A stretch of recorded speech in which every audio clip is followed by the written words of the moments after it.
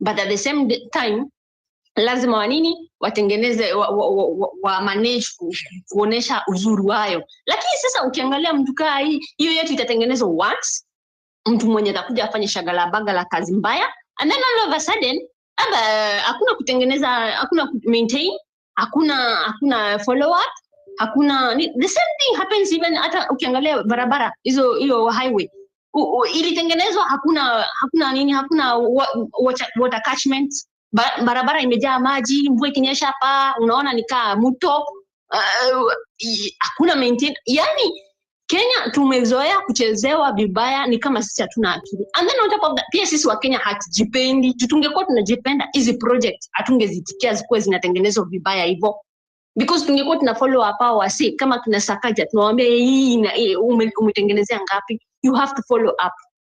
Lakini tunaongojea tu vitu zinaharibika, that's the time tunasema okay fine, tuongoje, unless like anyway. Wacha niachie hapo Peter. Thank you very much. Thank you for that. I want to give Japonji 2 minutes and Nixon 2 minutes. Since guys have refused to come to the microphone, you're going to listen to previous shows, man. Manchester United is playing. It's a very big game. Aki, he says his dream kwa Samantha. Sisi kama watu wa Manu, leo Amorim should know we deserve better. Leo sijui Arsenal watajificha wapi. Anyway, si utuweke hiyo, si you can stream that thing ama italeta shida. No, I say the stream. Mimi naenda ninaenda kuiona na the boys. I have to speak face to face. You need to make noise. Yeah, same here. Okay, so anyway, I'm Emirates, so what tuna support Arsenal kiasi when we are in Emirates. It's the sponsor, ndio walitengeneza hiyo Etihad, ndio walitengeneza Emirates Stadium using PPP. Ndio hiyo PPP inafanya kazi ama. Anyway, Hanan, I've heard what you've said. You are right. Musalia Mudavadi is talking about the diaspora remittance, which is one of the highest forex foreign earners in Kenya, and now wanajaribu kui take in. The problem is all those money we send home, 80%, 75 to 80% are on consumables because of inflation. Investment is very low. People have no confidence now with the government. No one wants to invest back home. But going by the numbers that are needed to work on the new airport JKA, we just need architects and people with plans. Then we fund, as you said, alafu tununue shares, then we own it. Ikue yetu ya Kenya, unajua. And we have that pride of going back home to travel kwa hiyo airport and feeling like we own some share and taking good care of it.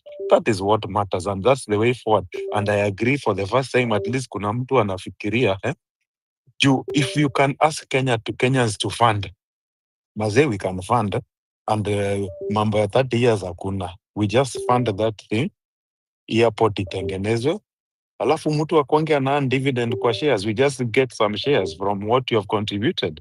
I think that's the best way going forward, especially kitu kama airport where we often use.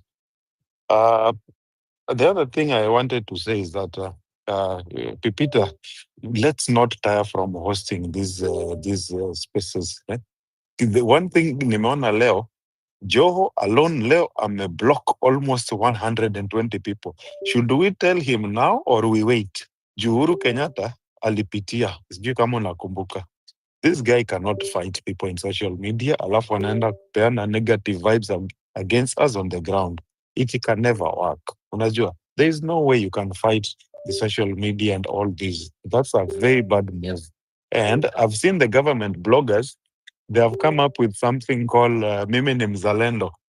They are going viral with their thing, with their photos, doing a Kenyan flag and all that. Itumbi has been busy talking about Mimi ni Mzalendo.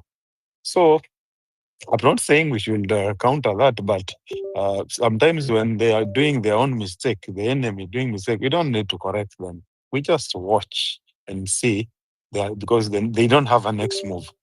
And by the way, I've come to think of it.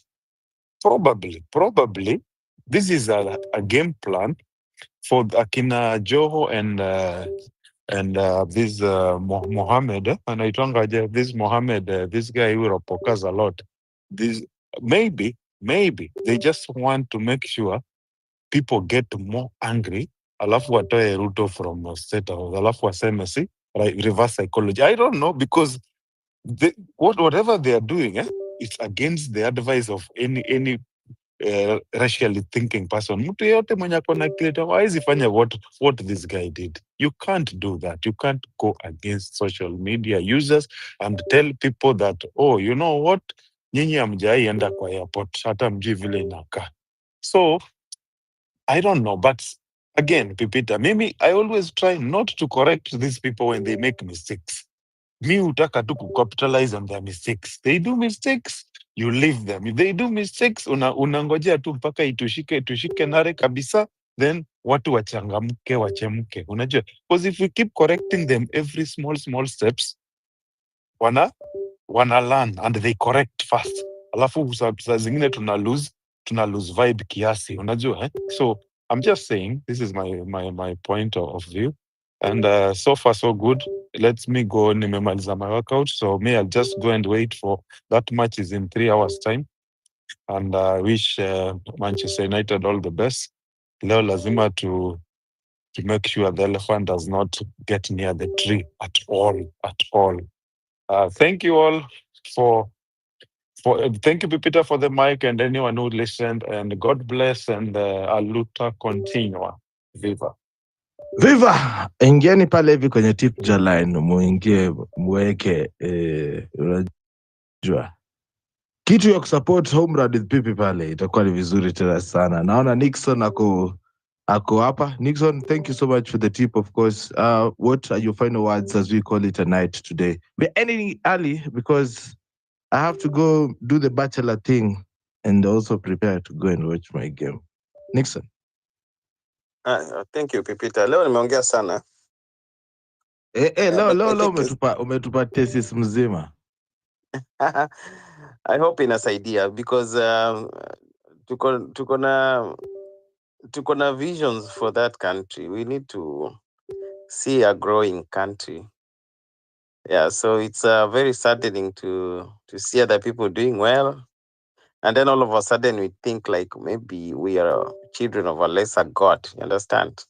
Tunaanza kushindwa kwani tulifanya nini? And we are very good people going to church, to going to mosque, you know. We're very religious people in that country. But what really fails us is mbona hatuwezi kupata chance ya ku think about doing things in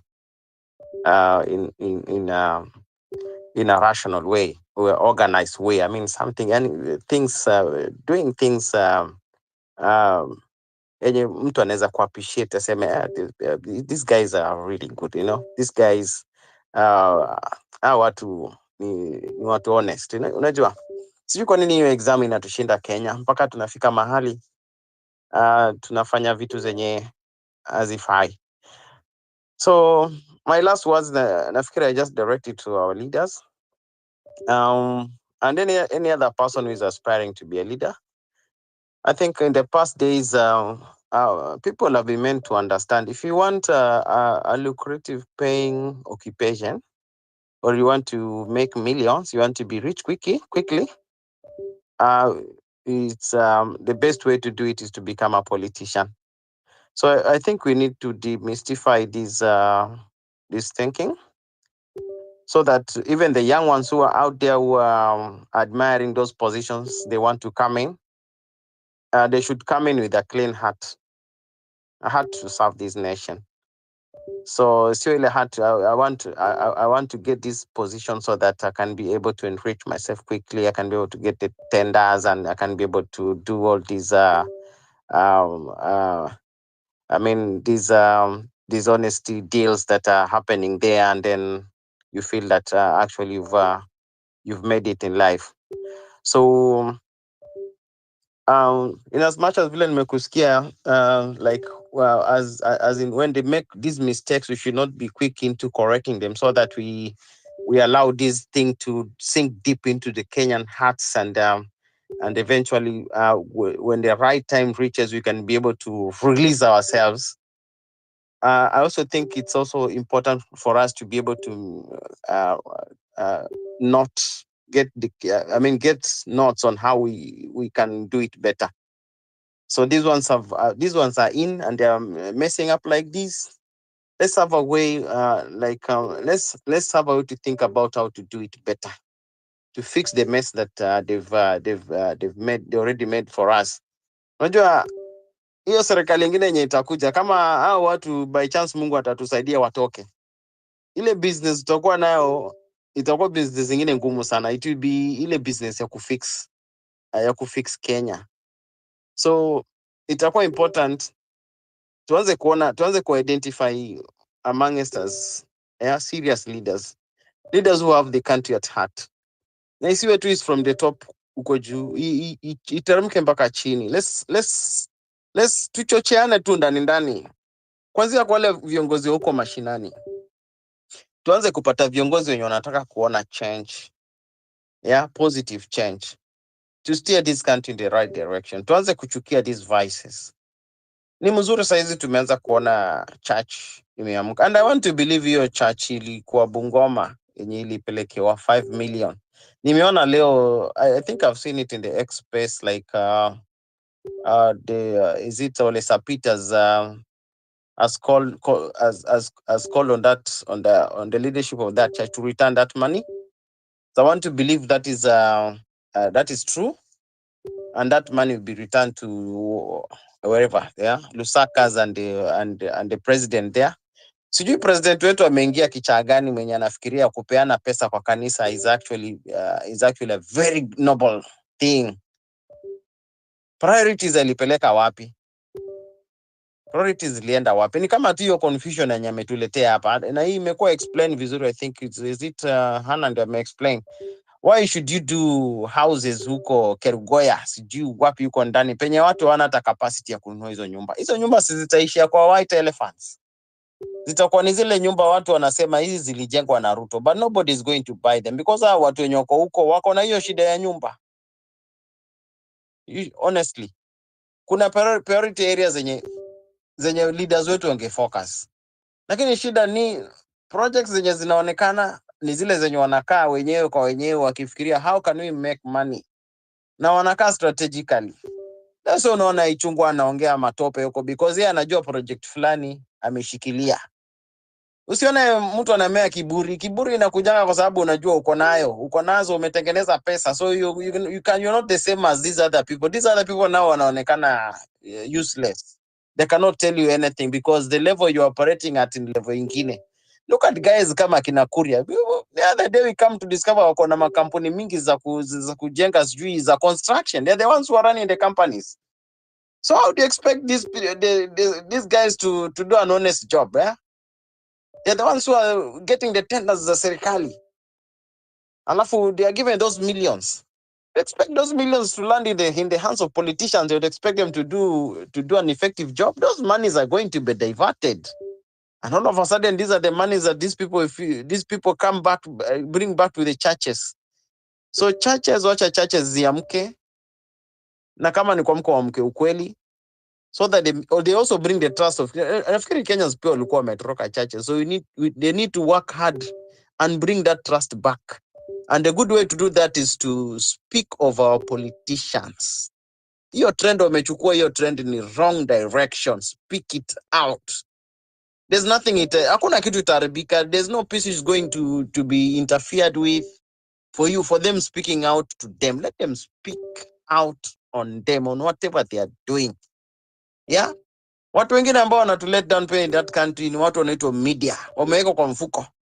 Sijui kama tunaweza pata media yenye inasimama na sisi. Although saizi social platform inatusaidia sana. Media haiangazii hizi vitu, but in a way kwa social media platform hizi vitu zinaonekana. But these are the things that the mainstream media should be calling on them and on serious terms. broadcasting this thing kabisa, hizo ma TVs ma radio ziko huko, zingine hata za vernacular zifike mali zaanze kuongea hii issue vizuri, hata ule mtu amekaa huko kwa kijiji anza kujua, kumbe shisha ndio hii, kumbe Adani ni hivi, kumbe huyo Joe anaongea na yeye ndio amekuwa akinunua madawa, watu wanakula huko Likoni, wanachanganyikiwa vichwa wanapelekwa Portrees. Kumbe Junet amekuwa akisema yeye ni wa ODM, lakini sasa amelambishwa kitu ya Adani. Sasa ameona hiyo pesa ni mzuri kushinda vile Wakenya wanastahili kufanyiwa kazi. Now he's talking large. Sasa watu waanze kuona sasa uchafu ni gani, usafi ni gani. Hata hao wenye watakuja na hii project ya yenye wanasema sijui uzalendo, unasema hii ya kina Itumbi. I'm telling you, watajaribu sana, itafika time haitawaka. Unafika time miti yote inateleza. There's nowhere to climb. Inafika time na hiyo time naona inawezekana if we can speak on these leaders vizuri in such forums. Sasa Pipita, mimi na suggest tutafute everyday, tukienda tukue na topics zenye zinaangazia hizi vitu sana, tumulike hao watu vizuri, tukue creative, tutafute ideas zenye zitatufanya tuendelee kumulika hao watu, because saizi this year naweza sema this year for the Kenyan community, Kenyan populace, I think we've emerged winners in this thing, because this year alone, if I actually map how this political elite decided I'd plan to plunder on our taxes, I mean, they'd actually created a serious network. So you saw Adani in Ketrako, Adani at the airport, Adani now in the shisha thing, and I don't know where else. So they were trying to explain to us that this Adani guy is the best idea to go.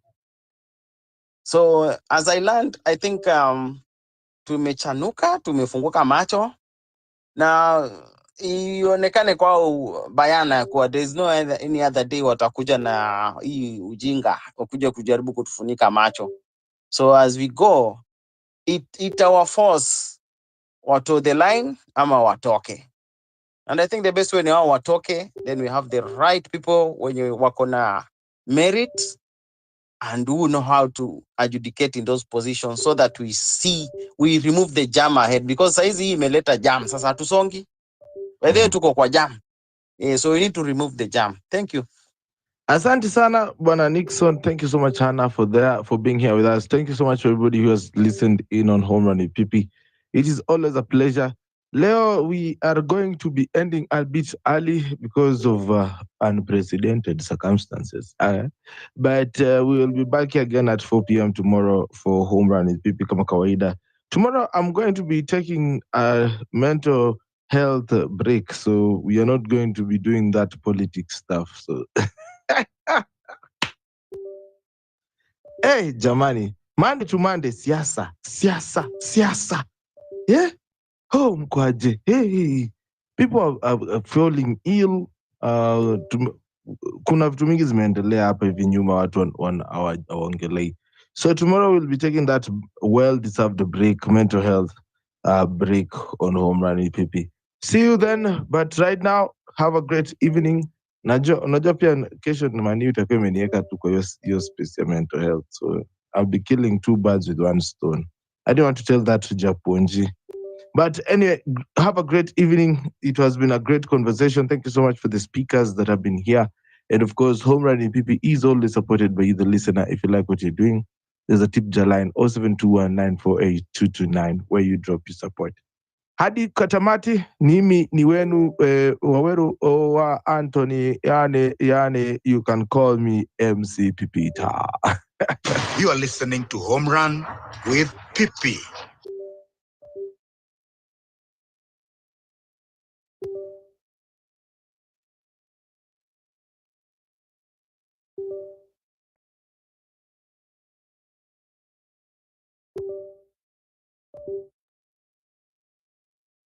In the 10% and below of the top cream that has everything, and make you and I, the 90%, stay poor So it's really, and the more poor we are, the better for them, because then they can exercise control. They can, do whatever they want to, because you'll just be so busy fighting for breadcrumbs, how to make it to the next day. And it makes them happy to see Mama Mboga and the border borders. I don't like those terms, but it makes them happy. Actually, it gives them a high when you're poor. So at the end of the day, those are the two spirits that are in competition. The spirit of looting and the spirit of democracy, the spirit of truth, the spirit of justice, and so on, which is constitutional, that is with the citizens. And so where we are now, and this is probably my biggest contribution to your space today. Where we are now, we need to recognize and exercise three things. The first thing we need to exercise is the power that is stated to us in Article 1 of the Constitution. We have to exercise it because it's given to us. You've got it. You have it. It says all sovereign power. And I like to say all sovereign constitutional power, because there is a higher power than the Constitution. The Constitution is only as old as 2010. But God is sovereign, and he's always been sovereign. So sovereign, I like, every time I post on X, you see I write all constitutional power. So that is given to us in Article 1.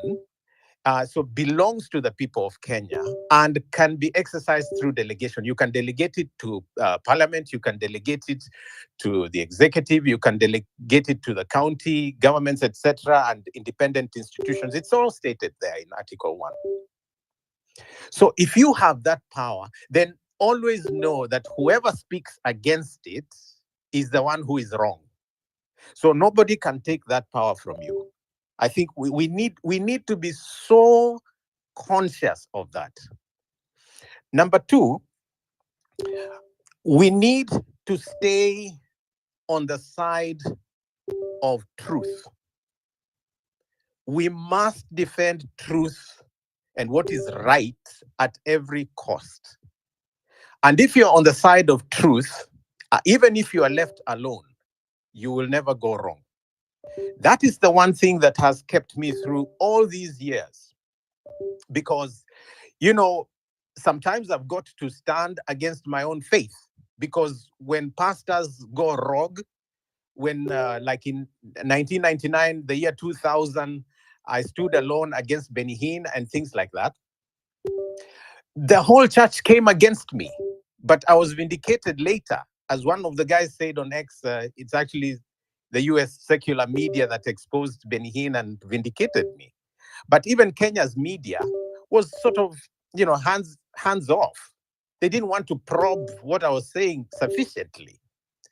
So when I know something is right, something is true, something is just, my faith tells me to think on those things. Whatever is true, whatever is right, whatever is just, whatever, is good. So you defend that. You always be sure you're on the side of truth. And if you watch my recent posts, I'm basically saying, and I hope you guys follow me, because I speak my mind, and not everything will be on the spaces here. So I say, if we want accountability, if young people go to the streets because they want a good, accountable government, they want services, service delivery. They want truth. We don't want lies. They're saying we want truth. We want accountability. We want integrity. So they go to the streets to fight for it because you have taken it away from them. So if you come and threaten the young people and say you will come for them because they're using media to ask for accountability, to ask for what is right, if you threaten them, then the implications are that you actually you actually like lack of accountability. It means you enjoy lack of service delivery. You enjoy, impunity. If the young people are saying the taxes are too high, lower them. If you threaten them and say we'll come for you, you are basically saying you love to see the taxes high. It's not rocket science. So I want you to always be on the side of truth, and that will help you to gauge in every situation the utterances of the politicians and anybody, even in your family, at your place of work. If you're on the side of truth, you're fine. So when Joho comes and says, you people have a people and they're going to control social media, etc., if you get scared, it's because you don't understand truth. You don't understand the power of what is right, what is just. So I don't want you to lose that. So you can take a stand against Joho and against Ruto and against anybody that violates truth. Lies will always be wrong, whether they are stated by Ruben Kigame or Ruto. If I lie to you, I will be wrong. So if you're on the side of truth, you can criticize me when I lie. And that's the point I'm making. That so first of all, know that you have constitutional power. 2, be always on the side of truth. And 3, and which is really most important, is let us be people of vision. What is our vision? What do we want for ourselves? What do we want for Kenya? What do we see for Kenya? Once you understand your vision, then you go for it and don't get sidetracked. You go for it. I'll give you the example of an architect.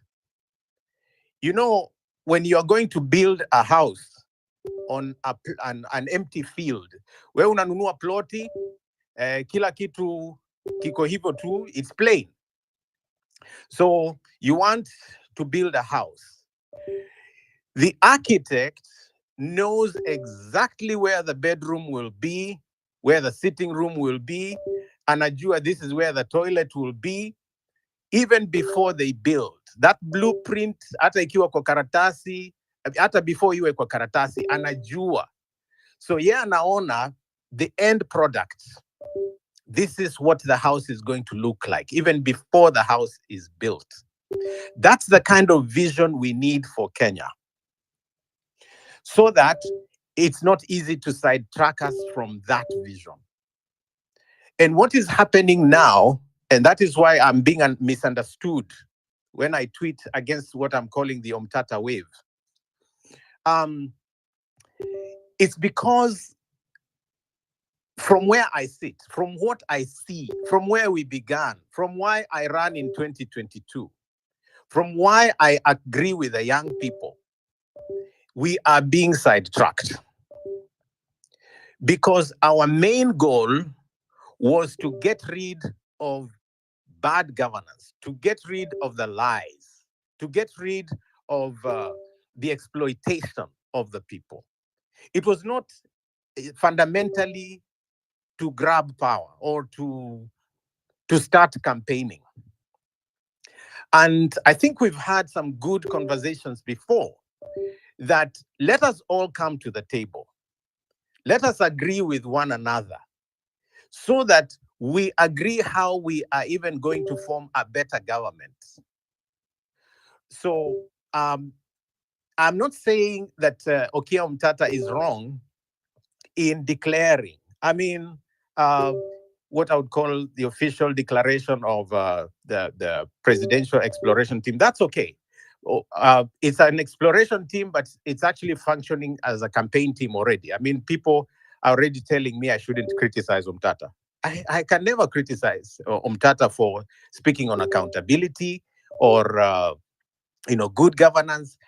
Even if he became president, and I hope either he or myself can become president, we must get rid of psychophancy, because the same way we have been critical of psychophancy before, we should not get to a point where we cannot be told. So the followers, everybody is going to say, Ruben, you can't say this. Why are you against him? It's because you are blind. It's because you are jealous. No. What was our vision? That's my point. Our vision was remove this government because they are our problem. Our vision was to get rid of all this looting. They are looting without shame. You have seen everything. So get rid of them as we organize. Okay. And that's why I tweeted and said, I hope that their team would have the humility to also, discuss with my presidential team. I do have a presidential team. I've not made the official declaration, but everybody knows that I was running in 2022. I cannot undo that. So I cannot be criticized for, like saying it's the wrong time to start the campaign, because I've not started mine, by the way. I've not made the public declaration, but I can't run from the fact that, people know Kigame ran. And do I have ambitions to run again? Of course I do. I'll be running. But it's different from declaring intent and actually launching the campaign. I'm going to launch, of course. But we need to come together, because divided we will fall and will be defeated. And the state is already playing that game. They know it very well, better than us. That if they can take Kasamuel to ODM, if they can take, all my good friends towards Umtata and leave as a few people with Kigame, the more they divide us, the more powerless we become. And the more we keep saying, this is what we are doing, this is it, I look at the whole thing and it's like, where is the planning? Where are the real issues? So back to my point, vision. Vision is very important. Where are we going? If we are not agreed on where we are going, then we cannot be agreed on the how to go. There's a difference. So vision is what you see, the final end. This is the destination. Mission is what you do to get to that destination. The strategy is the how, is the how you accomplish your mission in order to reach your vision, But that goes hand in hand with what we call core values. What holds you together? What are the things that define who you are? So you can't pick one and run with that and then assume that you've got a race. And the media loves it. That's why they're already beginning to propel the two-horse narrative. You give people like a Tuoli Fodder to be able to then start saying you don't have money and so on. And at that point, you're losing the discussion, because this guy telling you that you do not have money is the one who has taken money from the workers. So I'm here to challenge young people. I've been in the political space for much longer than you imagine, but people think that all I do is sing songs. I've been a politician, an activist right from my college days in the late 1980s to the present. I mean, I criticized the Moi regime. I was very much alive with the liberation struggle of the Orengos and the Shikukus. I mean, I attended those Kamkunji meetings as a high school teacher. So, and I was among the first ones to actually campaign for Kibaki, right from the 90s. So I've been in that space through the constitutional discussions, both of them, the 2005 and the 2010 one. I've seen the church miss the mark and be part of what is now called the Jubilee wave. So it's not like I'm trying to confuse people.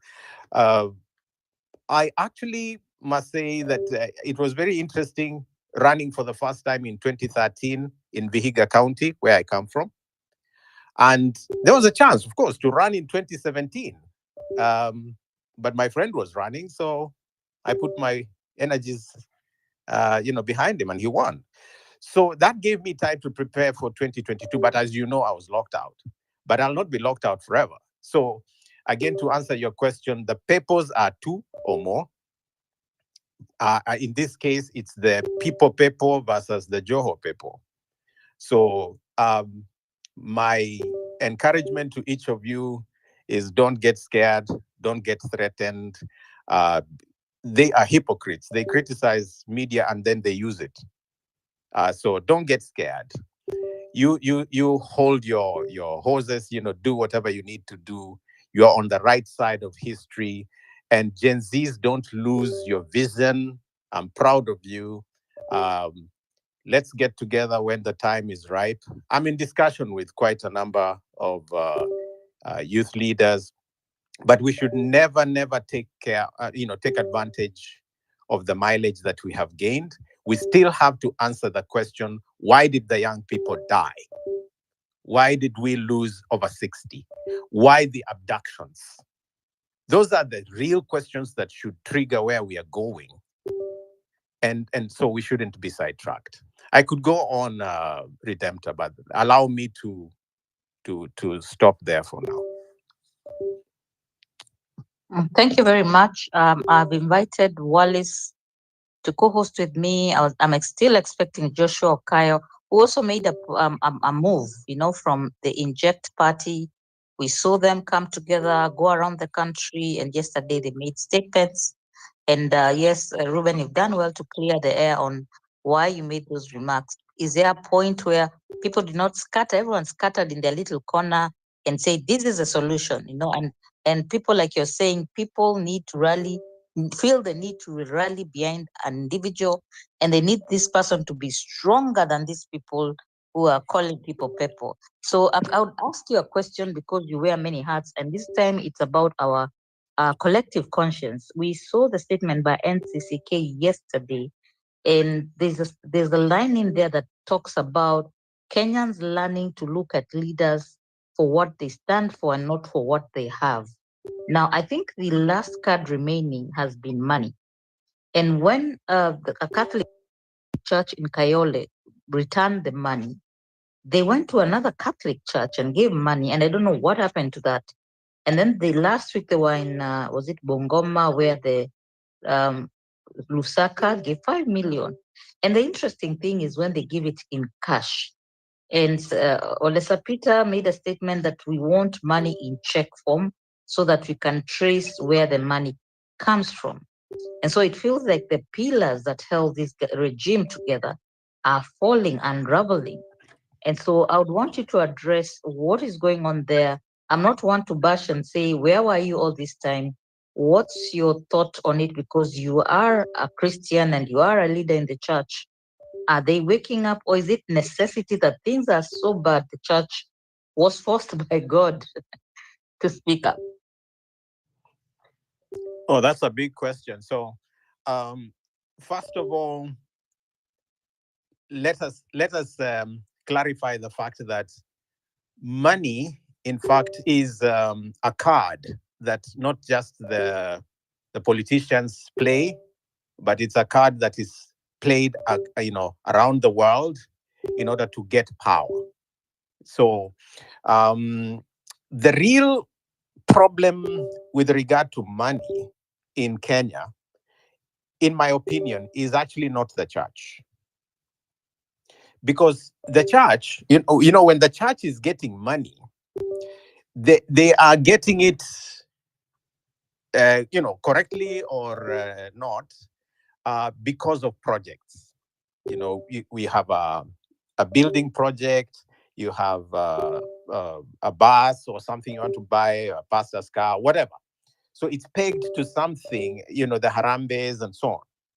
So it's open because members can actually veto, or they can comment. They see Fulani ametoa this much, it's announced. The truth of the matter is what happens away from that PR, because you have known as much as I do that in many cases it's a wash thing. So you say hapa mimi na rafiki zangu tumetoa milioni 5, you know, and then you realize that that same money is asked for later on, inarudishwa na wewe uliyepokea unaachiwa 200,000, and the 800,000 goes to, you know, a few people. In the end, you are really dealing with, you know, maybe distributing 500 or 1 million that is circulating, but the 4 million actually it goes back to the people who gave.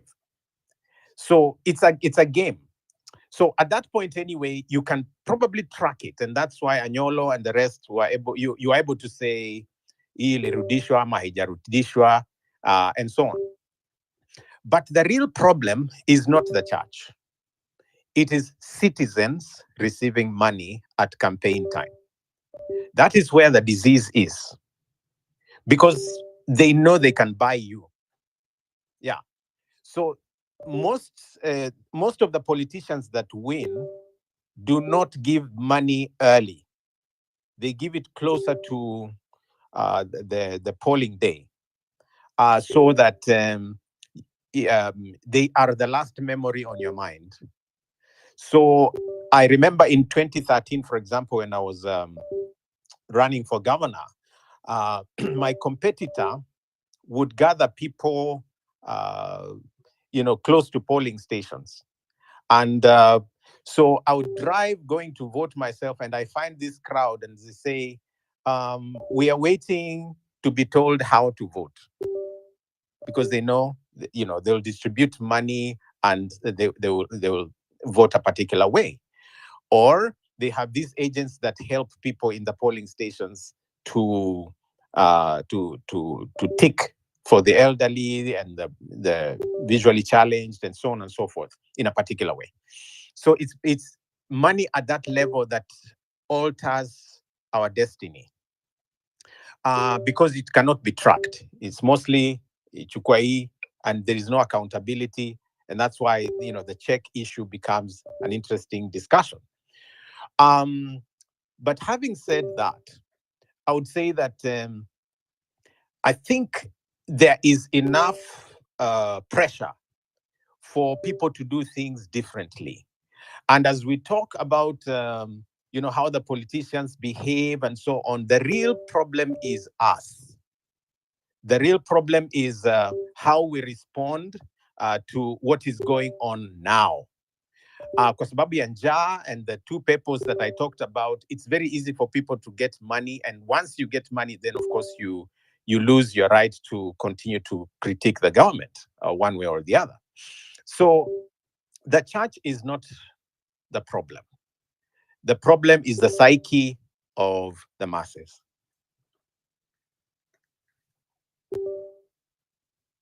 Okay, I'll allow my co-host Wallace to ask a question, not to make a submission, because RK said he's leaving early, so I think a few others are just queuing up for questions. So Wallace, you go first. Thank you. Thank you for making time to engage with us today.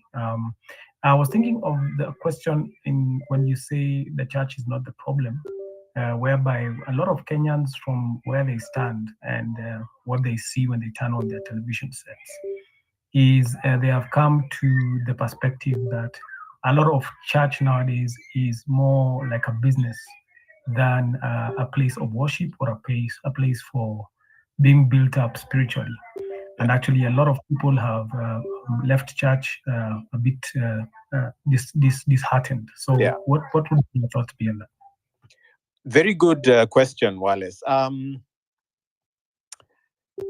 Let me educate us a bit, because the word church is actually taken out of a Greek, term that's ecclesia. And ecclesia, simply broken into something we can understand, it means people called out of the world into fellowship with Christ. So it's like the called out. There's a kind of setting apart that you become a community, a new community. That is why you hear concepts like the church is a body. The church is a family. They have a father. God is their father, etc. So it's a relational thing, but the relationship is vertical first before it's horizontal. Vertical because it's called out of the world into a union or fellowship with God through Christ. So that is what church is. It's a community. And so when an individual goes out and receives money, an individual, there is a sense in which there is betrayal, yes, because they have declared that they belong to that body or family. It's like a family member betraying, the family. But it does not mean that the organic definition of the church has actually received money. So you have maybe a small percentage that went to Karen and they got, an envelope or whatever they queued, compromised and behaved badly. Now, to impugn that on the entire organ or organum is actually not right. And so for you to understand what the church is, you don't look at the abuse. You don't look at the exceptions. St. Augustine used to say, you don't judge a philosophy by its abuse. So I wouldn't run for, so-and-so was caught with somebody's wife, or such and such a person was caught with an envelope. Therefore, the church is immoral, or the church is a thief. That we don't do that in daily life. I mean, if one judge makes a bad decision, we don't then put a slur on the justice system. We deal with that particular person who's gone wrong. And so I'm very clear on the fact that there are, bad examples, and it is terrible. And, the Bible itself and church, the church structures have very clear pronouncements on apostasy and, the falling and betrayal of faith. And so you have, it's clear that if you receive money or you indulge in corruption, that you should be either excommunicated or you are doing contrary to the profession of faith. So that is there. And that is how they become culpable, because when people leave the church because of the hypocrisy and so on, then these people are responsible. If you remember 2022, when I was being bashed on saying that Ruto is misusing religion because he was using, the principle that he was put in office by prayer, and for Raila, it was witchcraft. I wish I had more time with you guys so that I can explain that witchcraft is really a concept that is first metaphysical before it is in horns and gourds. And so if you look at the product of the so-called prayer of 2022 versus vis-a-vis the witchcraft of 2022, you wonder, so who is who? So the metaphysical implies that if you're just doing perspective of forces and powers, then both of them are powers looking for political mileage. And so if you look at the fruit, therefore, they are all together in government. So who was the witch and who was the prophet? So when you abuse the metaphysics, you abuse the language, you abuse the application of faith, you end up with the same thing. Lies. You end up with portrait of who you are. So I would say if you're a Christian or a Muslim or whatever, you hold on to your faith, but your faith is not dictated by a politician. Your faith should never be described or defined by who is in office. You owe your allegiance to Christ, to your scriptures. If you're a Muslim, owe your faith to Prophet Muhammad and the Quran. So let nobody come. Let not somebody come and tell you Joho defines Islam. No, he doesn't. The Prophet Muhammad defines Islam. Let nobody tell you Ruto or Raila defines Christianity. No. I mean, and I pray they never have to be associated with Christianity in that way. Christ defines Christianity. The Bible defines Christianity. Measure yourself against Christ and the Bible. Not even an institution, not a denomination, not a televangelist. If your faith is built on Kanyari or Kigame, woe unto you. So you don't have a faith. So I'll challenge us to go back to the foundations at every time. If you lose the way, just go back to the foundations. Thank you very much. I think we will enter a rabbit hole. Eli Likuyani is raising his hand to ask you a question. I don't know how much time you have. Can I take that as the last one? Yes, and then you can make your final. Yes.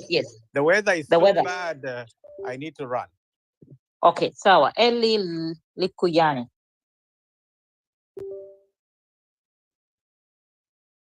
Eli. Yes, Redemptor, can you hear me? Yes, I can hear you. Yes, I can. Thank you. Sorry, I was speaking on mute. And Pastor Ruben, thank you for making time to be here. I have two questions for you. Sorry, let me correct you. I'm not a pastor. I don't actually have a church. I am what you'd call an evangelist or an apologist. Yes, I do have a church I go to. I have a pastor I look up to, but I am just as ordinary as you are. Thank you. Now I don't have to say one as few too much times to convince you with my questions, but you get the gist. I appreciate you being here. Now I have two questions. You've talked about the money factor and the fact that when the protests were happening or the mandamanos was Ruto must go. If you look at the example in Europe, a lot of countries such as Germany, they tax about 8%, depending on the city or state, of your income salary by the end of the year. And that is towards your religious faith. Number two, if we were to tackle the issue of politicians giving monies and using it as a bait for the religious organizations, is this something probably we'll propose? I know it might be not very palatable to many of us, but is that one solution? Second question, you talk about the likes of Senator Okiya Omtata, and we've had others like the Inject Party, Makoure, and many who have shifted camps. And for you, this is driving us away from the vision and the mission. If Ruto must go, and that is the clarion call, and people are gearing and preparing themselves politically, why do you think this is a distractor from the vision and mission? Thank you. Yeah, allow me to begin with the second question because it's the easier one to answer. The first one is big. It is so simple that if we are going to attack a lion, and then you tell us, before we really go, let's go and have a party. And I tell you, our goal was to attack the lion. It's up to you to choose whether I'm right or wrong. If I say the party is a distraction.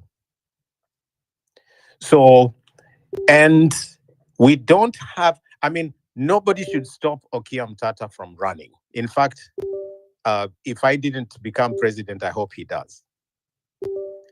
But how we do it is critical. The foundation of this particular current liberation was we are tribeless, we are leaderless.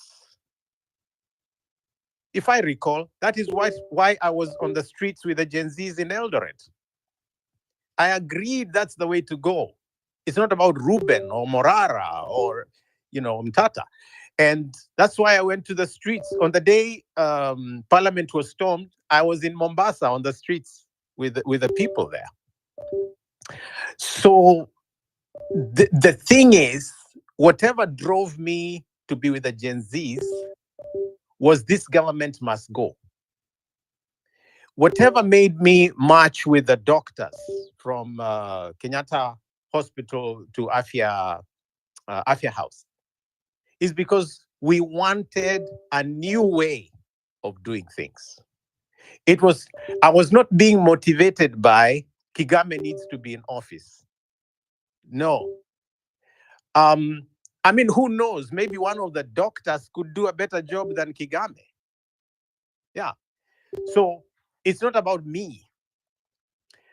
When I went to Migori and marched with the JSS teachers, it's not because I was looking for votes. It's not election time. So the better we organize, the better. I mean, the faster we organize, the better. So we must not be distracted from removing this government. That is my point. Whether it takes injecting, whether it takes sloganeering, whether it takes demonstrations, we must agree that this is the way we are doing it and go together, because it is we versus the few of them. If we lose that and begin to campaign now, you see, Ruto is already campaigning. So we say we will also campaign, but we're not organized. We're not organized. And so the media begins to parade that thing they know best, two-horse narrative. Once you get there, you've lost it. Because binary thinking, the way the West does elections is horrible. The way the West does their intellectual foundations, it's all wrong. This dualism is wrong. We versus them is only part of the problem. You see, hitchhiking on the issue of the way Christians are Christians on Sunday, and then the rest of the week they say is secular. That is how we don't take God with us into the courtroom, the classroom, the matatus, and so on, because we dichotomize. And we can talk about, that another time. So let me go back to your first question. And if you look at the German scenario that you cited, it goes right back to the days of Hitler, Adolf Hitler, when he used religion to actually promote the Third Reich.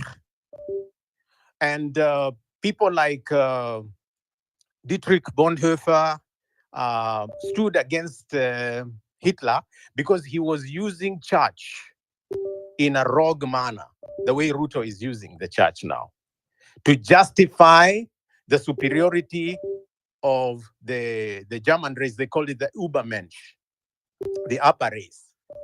That was a racist way of doing politics. It's almost like a Trump thing, but only worse. So the product of that was the division of the church into what was called the state church and the evangelical church. Evangelische Gemeinde and and the state church. I forget the Bundes something. So once you split the church like that and nationalize it, then you begin to charge taxes, because then the pastors and so on are hired by the state. So that's what Hitler did.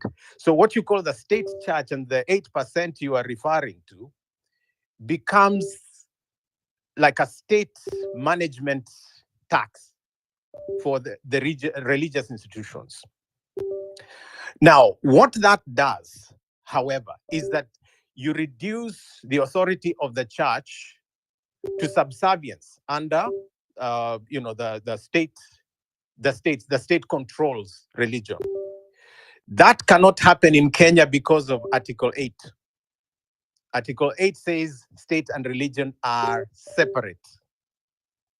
So that cannot, the church, the government of Kenya cannot begin to issue like a tax that will pay pastors, etc., etc.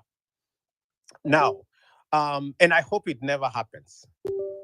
Even with issues like Shakahola and what happened, so the issue of regulating church and its issues, it would be absolutely wrong for the state to take that process on, because the state doesn't know the rudiments of liturgy and doctrine and practice of the church.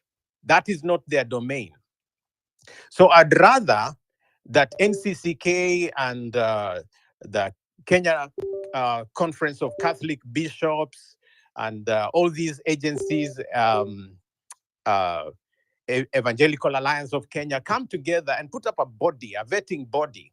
So the KCCB vet the Catholic applications. NCCK and EAK vet the evangelical applications, so that when the Kanyaris and so on come up, they are vetted by that body, by the church itself. And only those that then get into criminal culpability end up in the hands of the state. But it should be the church regulating church and the state coming in when it interferes with the laws of the land. That is how I would view it. I hope I answered your question. Yes, you don't. More or less, Ruben, thank you. Yeah, you don't have much time. Maybe your last submission, so that we don't sound like we are having a church thing. We are still on the topic of dictating and politicking around policies. And we saw the president himself canceling a Adani deal in a state of address, and then later on saying it is you people who rejected it. So which is which? I'm glad you ended with that one. I've had a podcast with a friend here in Grand Rapids recently. If you check my channel, Ruben Kigame Official on YouTube, you'll find the recording. My comment when asked that question was, Ruto actually never cancelled the Adani deal. Ruto was caught with a hot potato in the mouth, and he had to try and spit it out and then figure out how to get it back into the mouth. So the situation is such that the Adani deals were almost done. Actually, now the revelations indicate how much was done. And I really thank X Spaces and so on for people like Nelson Amenya. Let's give credit where it is due. That man did us proud. I'm so proud of him. But we also need to support him. I think we have not honored Nelson Amenya the way we need to. Na Wakenya tujifunze kupeana credit. Tusiwe tu watu wa kukula na nini, and let's learn to realize the price, the cost of doing some things. That man's life has been in danger. So we need to actually appreciate people for who they are. I mean, even hosting a space like this, we need to support Redemptor. They're among those that continue to keep going. So the point I'm making is all these deals were done and sealed pretty much. And that's why they were, tapa-taparing when called to account in parliament and so on. So they go today, yes, it's good, yeah, but they can't answer the questions. That's why Raila would come up and say, iko sawa tu, because you cannot relate the usawa to the impact. So it's the US that has brought this thing out, and so that you sort of look politically correct, you say, I'm canceling it. But then watch the remarks. Jesus put it very well. You say you will know a tree by its fruit. So don't always rush to the proclamations. You look at the fruit that comes out of the life of someone. And that's why I like to insist that if we go to an election next, I beg you, and I beg again, look at the character of the person before you elect them. Because no miracle will happen to transform a thief into a saint. They can say all the right words, but if they've been caught in a scandal, they have insulted you, you'll be utakuwa mjinga kuimagine kwamba you can marry such a person and everything will be okay. So let's look at the character of the people. I see people all over the X telling me that it is cheap to talk about values as a requirement for leadership in Kenya. Ati Kigame mambo ya character, mambo, it can never decide leadership. All you need is experience. So I ask you again, these experiences we've had over the years, zimetusaidia aje? It's because of that kind of thinking that values don't matter that we continue to have a problem. And I will insist that is probably the most important thing to look at. You'll thank me later. But look at the character. In 2013, we should never have elected William Ruto and Uhuru Kenyatta into office. Why? Because we knew they were indicted. Didn't we know? We knew. If somebody has had, a maize scandal here, a land scandal there, and you say, atakuwa tu sawa. You guys, kwani sisi huona vitu namna gani? So, if you hear Kigame wants to run for office to be your next president, check Kigame's record. You are tired of lies. Has Kigame been lying to you? If I've been lying to you, please don't get me in. If I've stolen somebody's thing, I'm going to steal from you. It's as easy as that. Now, that is how we live in our families. That is how we live in church. That is how we live in our businesses. We don't hire thieves. They'll steal. Now, how come when it comes to leadership and governance, we begin to behave like that is an exception? Guys, ni kama tunaishi dunia mbili tofauti. You guys, wake up. And I'm not going to, this is not something I beg anybody to agree with me or not. That is how it is. So look at character and don't be cheated. If you know somebody has been swindling or lying to you, or somebody has been doing funny things, the way they treat you, that is how they'll treat you in government. Thank you so much for your time, Redemptor.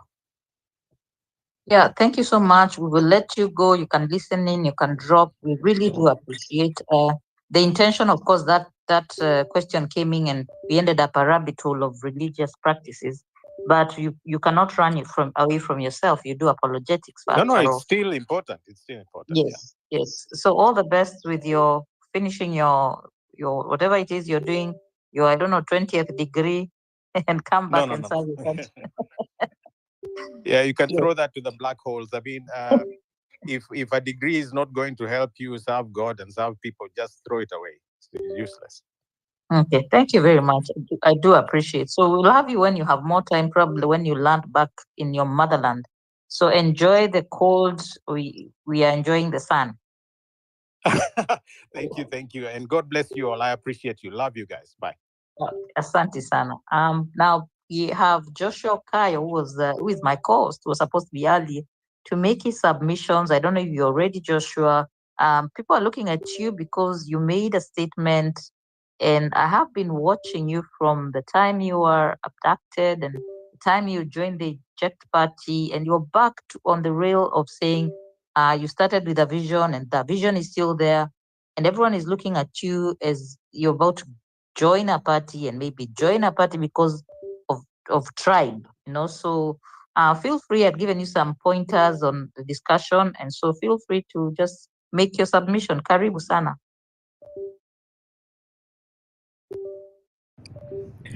Asante Redemptor, I hope you can hear me. I'm so sorry I joined late. I was to join from the beginning, but I was out and about. When I was getting back home, I faced a little challenges here and there. Yeah, so I've just branched somewhere for me to be able to come in. It looks like some people are not happy with what we are doing, and so we are being followed up. But Karibu. Yeah, that's beside the point. So maybe I can settle, and then we can have. I see someone has made some request or so, or someone their hand is up. Then I'll come in. But yes, I'm just settling. Sijafika nyumbani. I had to branch. Yeah. Thank you. Pole sana and karibu. I don't know who was here first. Ajuago. Karibu. Hi, Redemptor, how are you? I hope everyone I'm well, thank you. Pole if I misspelled your name, Ajuaga. Yeah, thanks for that. And I'm also hoping that Wallace is all safe. We're praying for Joshua to reach safely at home so that we can take this to the next level. I really thank, I hope we'll be starting to call him Dr. Ruben for the brilliant deliberations that you have engaged him on. And we are wishing him well, even as he's taking his time on the other side with all the activities that he's undertaking. Coming back home, a lot has happened, and you'll allow me to maybe comment a few because they will form part of this discussion moving forward, probably, because I think it resonating with what is the topic of the day. Question I've kept on asking myself for some times now, since yesterday, is do we have chapter 6 in our constitution? Do we have the Bill of Rights in our constitution? And above all, this elephant called constitution, is it constitutionalizing our country? Are we using that important tool, respected worldwide, even in the international platform, as leaders to be able to engage with citizens? Most surprising thing is to learn that most of our leaders have decided, and this is something that now is developing to be a chronic case of mediocrity, to just leave their minds. And it all seems and points to the fact that we have dealers instead of dealers in our country.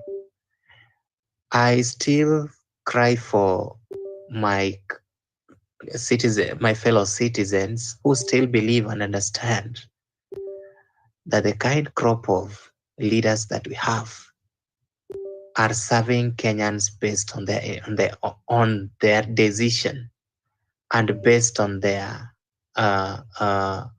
rightful move to do so, or based on their voluntary move to do so. And that I'm saying because speeches that have so far spewed by majority of government bloggers, and as well as the president himself, as well as the people surrounding him in different ministries, are literally not pointing to the democratic aspect of what our country believes in. It simply shows that it's just like feeding a crooked uh, child or a relative who eventually become your enemy and eventually kill you. We have been able to feed very patiently and with a lot of generosity these leaders to the extent that some of those speeches that are coming from them are undiplomatic, they are not well sieved, they are not well thought, they are not well retracted, and they are not well conceived and organized before speaking them. And that then points to how disrespectful we have brought leaders of such caliber in the spaces of our leadership of our country. It is so irritating, and the level where we have reached as a country, and I'm very happy that there is a serious paradigm shift when you look at informative aspects of Kenyans in response to these politicians.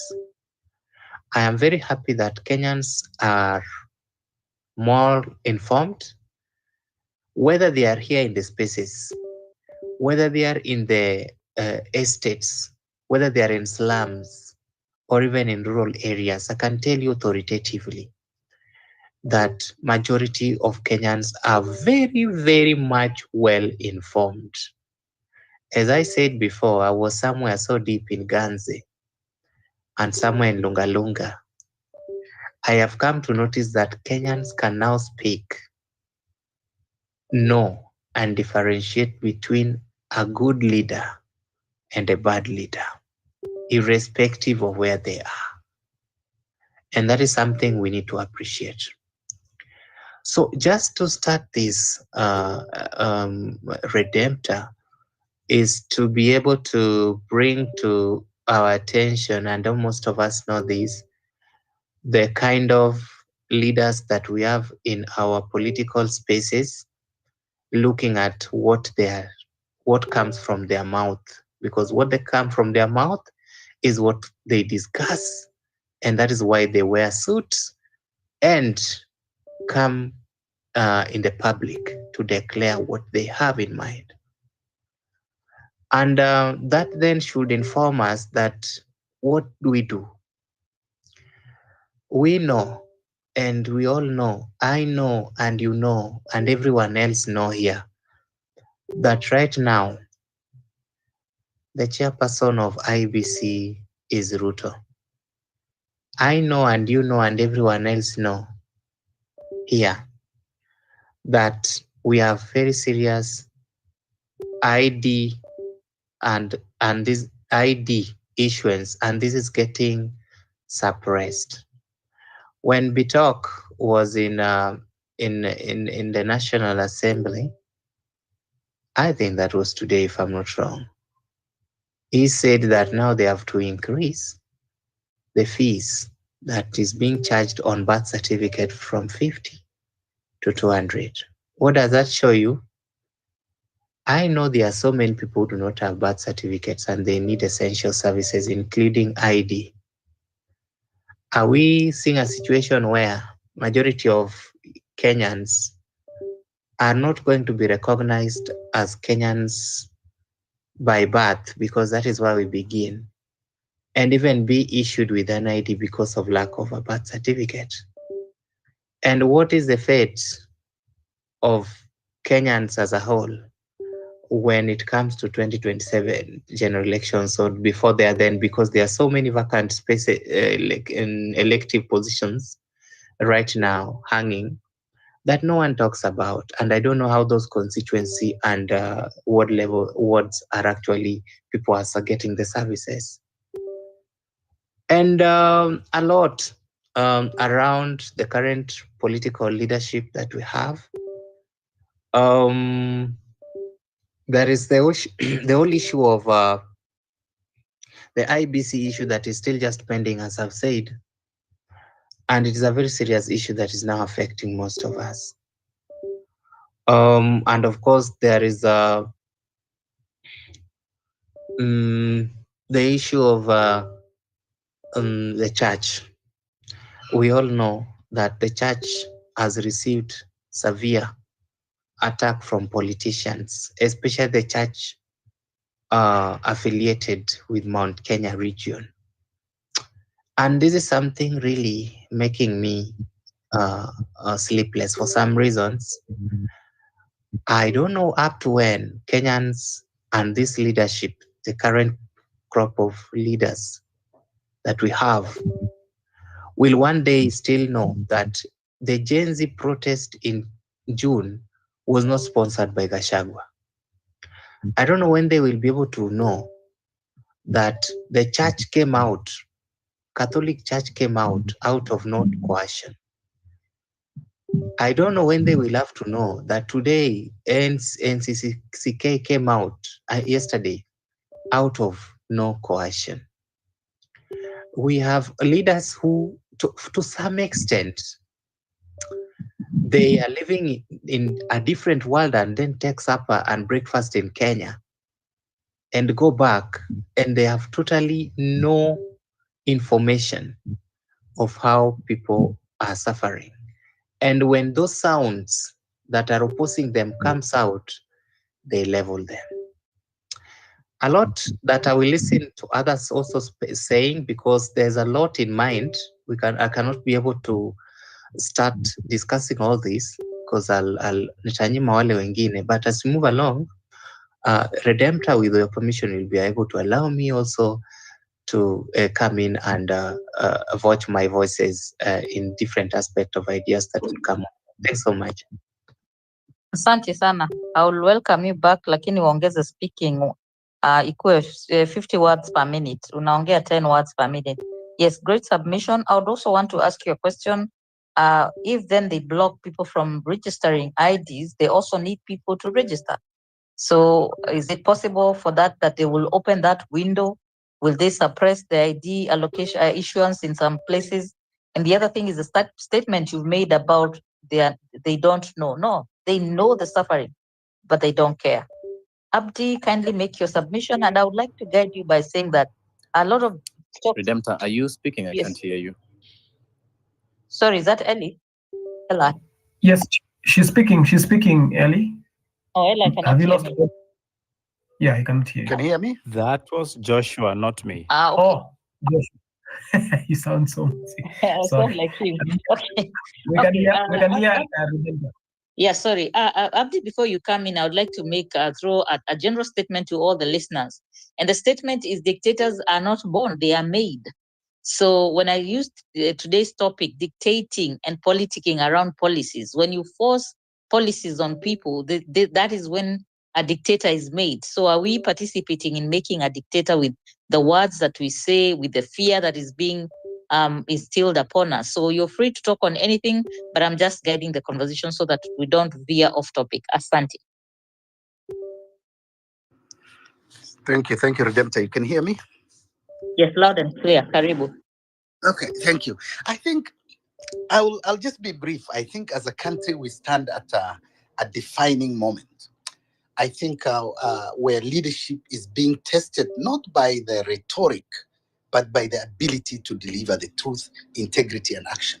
I think our nation is grappling with a government that's abandoned service for self-interest, replacing public engagement with secrecy, roadside declaration. Instead of uniting the country, we see leaders issuing threats, silencing dissent, and resorting to repression to maintain control. I think the clergy has spoken for the people, calling out the deceit and the betrayal that has eroded public trust. I think their message is clear. Enough is enough. Truth and justice must guide us forward. Leadership must reflect honesty, accountability, and not lies dressed in up as a policy. Oh, as you said previously, the case of Adani deal was cancelled. By who? And was this yet another ploy to distract Kenyans? I think the lack of transparency and the consistent deception is fueling public anger. I think leaders seems more concerned about suppressing the voices than answering legitimate questions. But why are the people so angry? Could it be that the truth amplified by fearless citizen has begun to unravel in their plans? In this vacuum of accountability, I think social media has become the new voice of the opposition, as I said before. I think bold citizens and courageous religious leaders have joined forces, I think, to hold power to account, creating a digital parliament where truth reigns supreme. I think when institutions fail, the people rise. I think the digital space is now a platform for debate, resistance, and reform, a place where ordinary Kenyans can demand a change. Having said that, I think true leadership should listen, should learn, and act with humility. Does not attack the people or dismiss their concerns. Yet we find ourselves with a government obsessed with control, auctioning national resources, exacerbating inequality, while ignoring the cries of the hungry and the unemployed. I think the center cannot hold it anymore. Cracks are spreading across every institution. But from these cracks, a new strength is emerging: the resilience of the people. Kenyans are no longer waiting for leaders to do the right thing. They are taking action, holding power to account in a way that the government did not foresee. If our leaders do not recalibrate, listen, and lead with integrity, this anger will only grow. The time for rhetoric is over. We need an action rooted in truth, justice to build a trust, and chart a path for Kenyans. The question is no longer whether change will come, or whether our leaders will embrace it or sweep it away, but the people have spoken and they will not be silent. This is my view, Redemptor, for now. Thank you. Thank you. Before you leave, I have a very quick question. So you've explained the anger from the citizenry. Why are the leaders angry? The kind of statements they are making is more anger than anything. I'm trying to do good things to you and you're refusing. And they get angry and they say, we don't care about public participation. What is affecting them? The emotional wellness.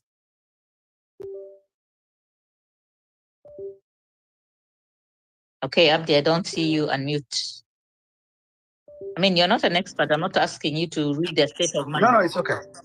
You can hear me? Yes, we can hear. Yeah, so the people are more informed. And I think social media has amplified these voices. Now they know, the ordinary Mwananchi knows what their problems are. And they really want solutions from these leaders. And they are holding them accountable in every aspect.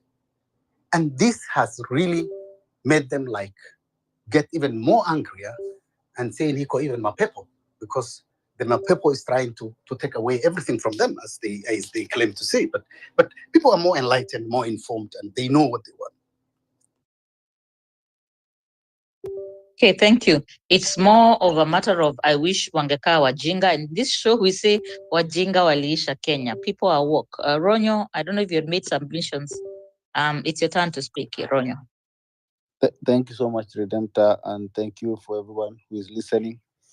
I'll just want to say some few things. RK has gone. I had a question, but I'll still comment on something he said about the church, and also I'll say something about the character and what Redemptor mentioned here about dictating and politicking policies. So the church really plays a big role in terms of, because RK had said the problem is not the church, but I really do believe that because majority of Kenyans, there are some who are very deeply rooted in church, and they cannot do anything if their pastors have not said or have not given the direction. So the church plays a very big role, and the church plus the money, and in terms of dictating the policies and dictating and assuring what must go there, what must go out there to the people. The reason as to why my big question that has been the reason as to why politicians will go and give their offerings, because they are not the only people who give offerings when they visit the church, when they go to the mosque and all that. But the reason as to why it has to be announced and how much it is given, mostly, and that one is not really working this time around. Mostly was it will be given, people will be notified, it will be announced there, it will go to the social media, oh, he did this, and then his cards, kura zake na his it to be a topic that will be talked around throughout the week, throughout the month. So somehow watu watakuwa kimwongelea, but these days it seems is not working, because I thank the churches for now wanaona things are not turning the way, because pia vile inatuuma pia wao inawauma, because majority of them are like the SEK and the Catholic. Most of them they have universities, they have hospitals. Now, I really hope that the reason as to why they are coming and talk and really talking and saying the bad things that are happening with the current regime, it's because of everything that is going on, every problem that every other Kenyan are facing, and not their own agenda, or not because probably the government is not playing now, or is not swinging, it's not dancing their tune now. The other thing I would want to say, today I was talking with my mother, who she is almost 90 years, and she was saying in my language, I will try to translate. Alikuwa anasema, I wish kungekuwa na uwezo ya kuvuta miaka, so that tuvuta hii miaka tuilete kama kesho, so tutoe huyu mtu anaitwa Ruto, because she's almost 90, but hata yeye ana feel that this guy is messing around with the country, because anaangalia ng'ombe zake hapo, and she will say, okay, this guy want to anlete madawa kuja kudunga ng'ombe for the reason that they cannot even understand. Now, the other thing that Ruben said that really aliguza roho yangu ni about character, because the character of a person, it is what helps people to trust them. But if your character is always questionable, and whatever you say is not what you do, you will leave people not trusting you each and every day. Kwa sababu leo unasema tunatengeneza kiwanda, tutafanya, tutatenda, tutaweka hii, tutafanya hii, and then you don't do nothing of that sort. For all the issues are happening, like for example, our brother here Joshua is saying, I have kupitia another njia ingine kwa sababu some people are following him, and you are in your own country. For heaven's sake, even in your own country, huwezi kaa na peace, because you said something that the people whom we elected and we woke up early to go and elect, how they don't agree with what you're saying. If you criticize them, you will not even sleep in your own home. The tax that we give, the tax that you are giving out for them for them to build roads, for us to have good hospitals, they will steal that, and again, they will not even allow you to have peace to sleep in your small house. So because watu wamekuwa vile Redemptor amesema, now hakuna wajinga anymore, and people wamekataa kukuwa dictated na kuonesha one direction, this is what we are going to do, na kama amfanyi hiyo, this and this will not happen. People are not buying that fear. Akina Joho, they are being told, sasa mkuje, mumetoka pande ile, you are eating with us, you have to defend us, you have to threaten these people because you have a certain character ya watu watakuogopa. But it is not still working because watu wameona uoga. We cannot keep quiet because we either keep quiet na tuendelea kusuffer, or we talk. And even if they will threaten, they will threaten us. Even if they will come after us, they cannot kill all of us. They cannot stop all of us. And as long as we keep on talking, na ile kitu inafanya wanakuwa na hasira is one thing, kwa sababu wanasikia people now wako na information. Now this social media has become the greatest weapon. Now wanajua they can have guns, they can have police, but we have information which is powerful than guns. It's powerful than police. It's powerful than the money that they have in the banks, because that is for the moment. Pesa yenye wako naye, maaskari and all those things they are controlling right now is just for a short moment. But the information we have, we will carry it for 100, 1,000, or 1,000 years to come. So they are afraid, and they know that the information that we are passing down, tutaambia watoto wetu, watoto wetu wataambia hao wengine, that information will judge them. So they are afraid because people are getting information that are going to transform the country. So they will not dictate us. They will not come with policies that serves them, because wanatuletea hii tunawaambia no, this is not going to happen. So thank you so much, and God bless you. Asante sana Ronyo. Please say hi to your mother. Ambie tukutane kwa debe. Looks like a woman who knows what. Very ready kutoa, you must go. It's good when we hear the senior citizens as eager for change. They're looking at the future for their children and their grandchildren, and some even great-grandchildren. Joshua, sometimes I wear the hat of a mother, even if I'm hosting a show. And so Joshua is young enough to be my son. And if he was my son, I would have told him after that experience he went through, achana na hii siasa. Siasa is a dirty game. You're a bright young man with a bright future.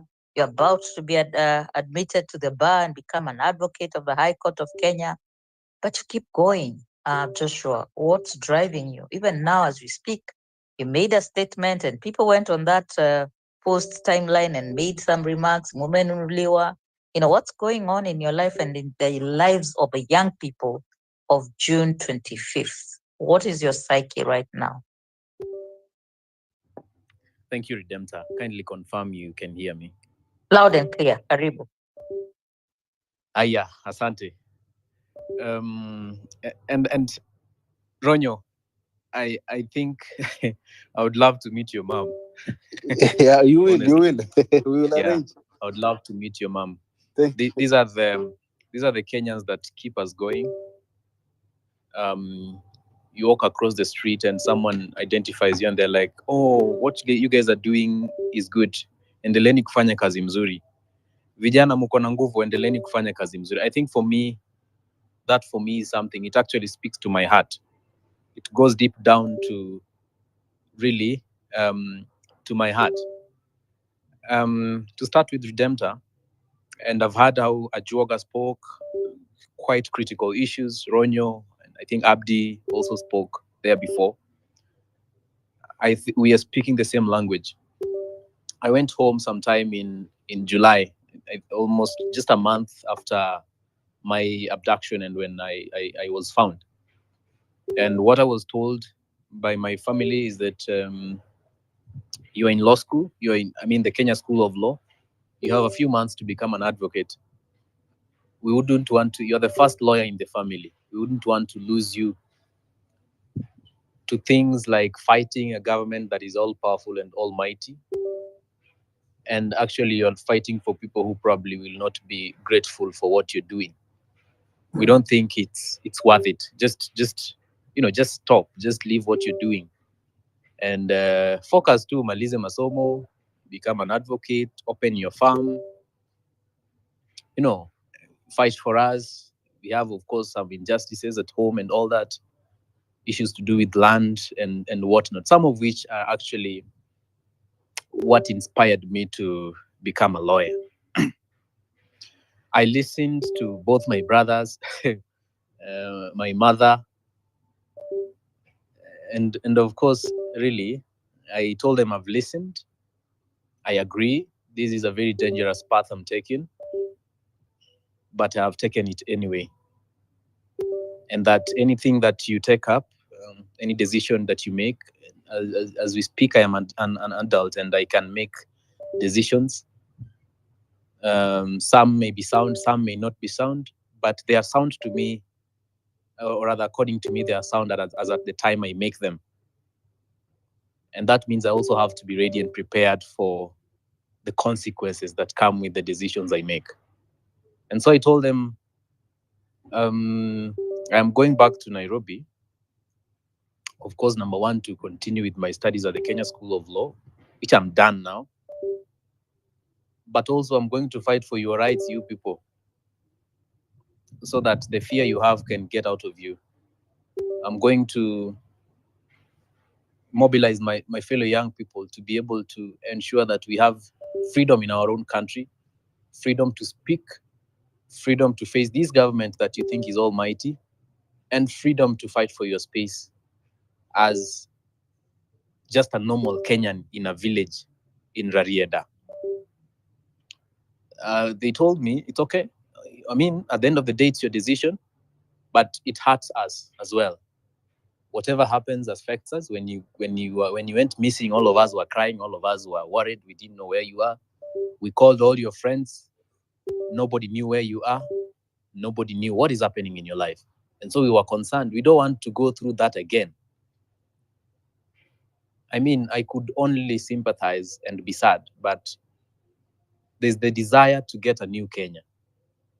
There's the desire to have a Kenya where young people have jobs, where those who've gone to, to study education have jobs and have schools, and they are employed by the Teacher Service Commission, and they get something at the end of the month.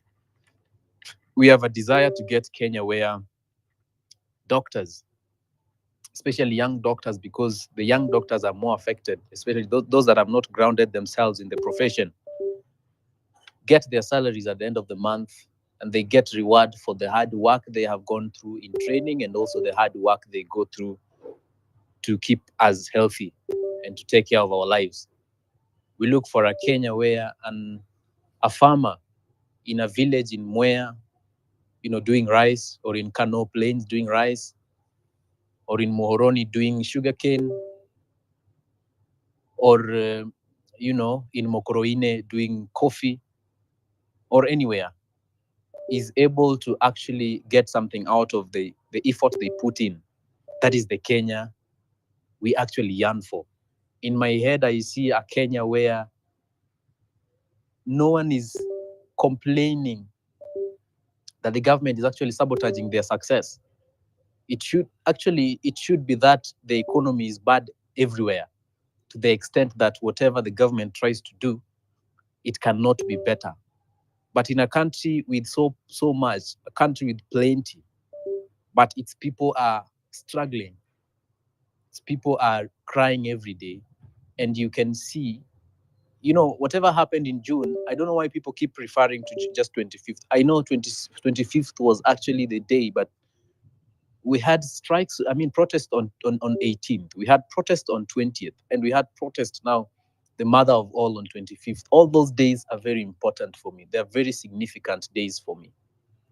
So people didn't just go because they wanted. The young people, they didn't just go to the streets. And even the old people, we had millennials and the other generations coming as well.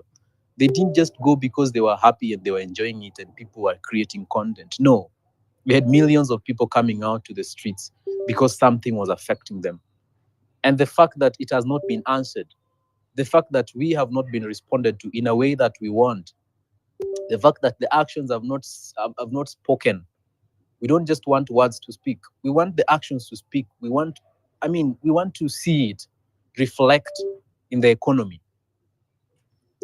The fact that we have not seen a positive change is why we are still out on the streets. That's why we are still, trying to mobilize people to speak against the injustices, to speak against the unconstitutionality, to speak against the suppression of the voices of the people.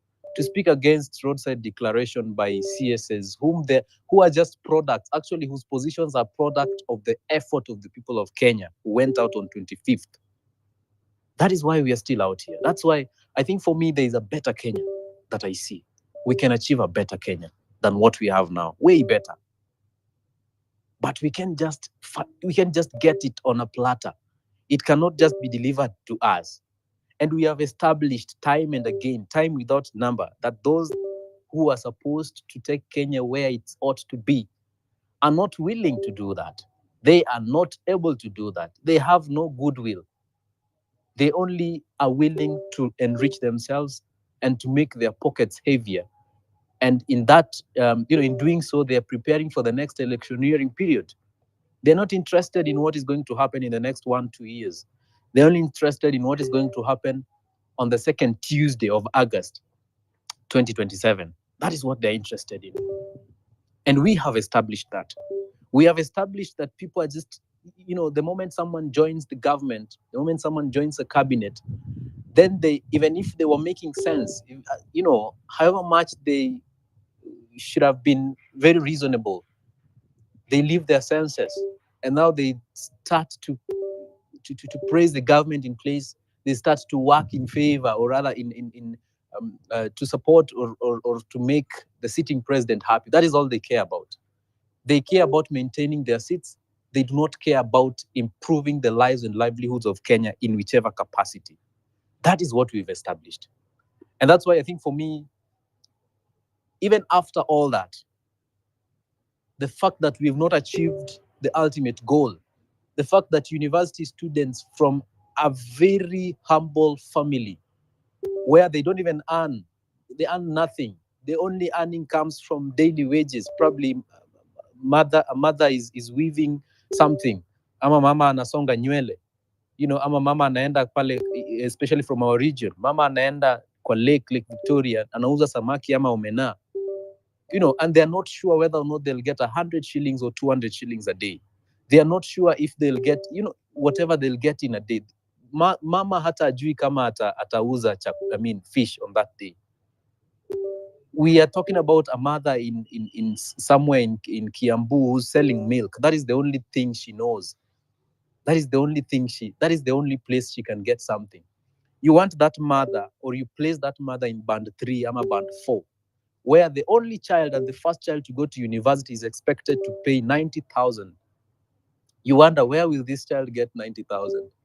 And after paying that fee of 90,000, they have not accommodated them, because the universities have also hiked the prices of rooms.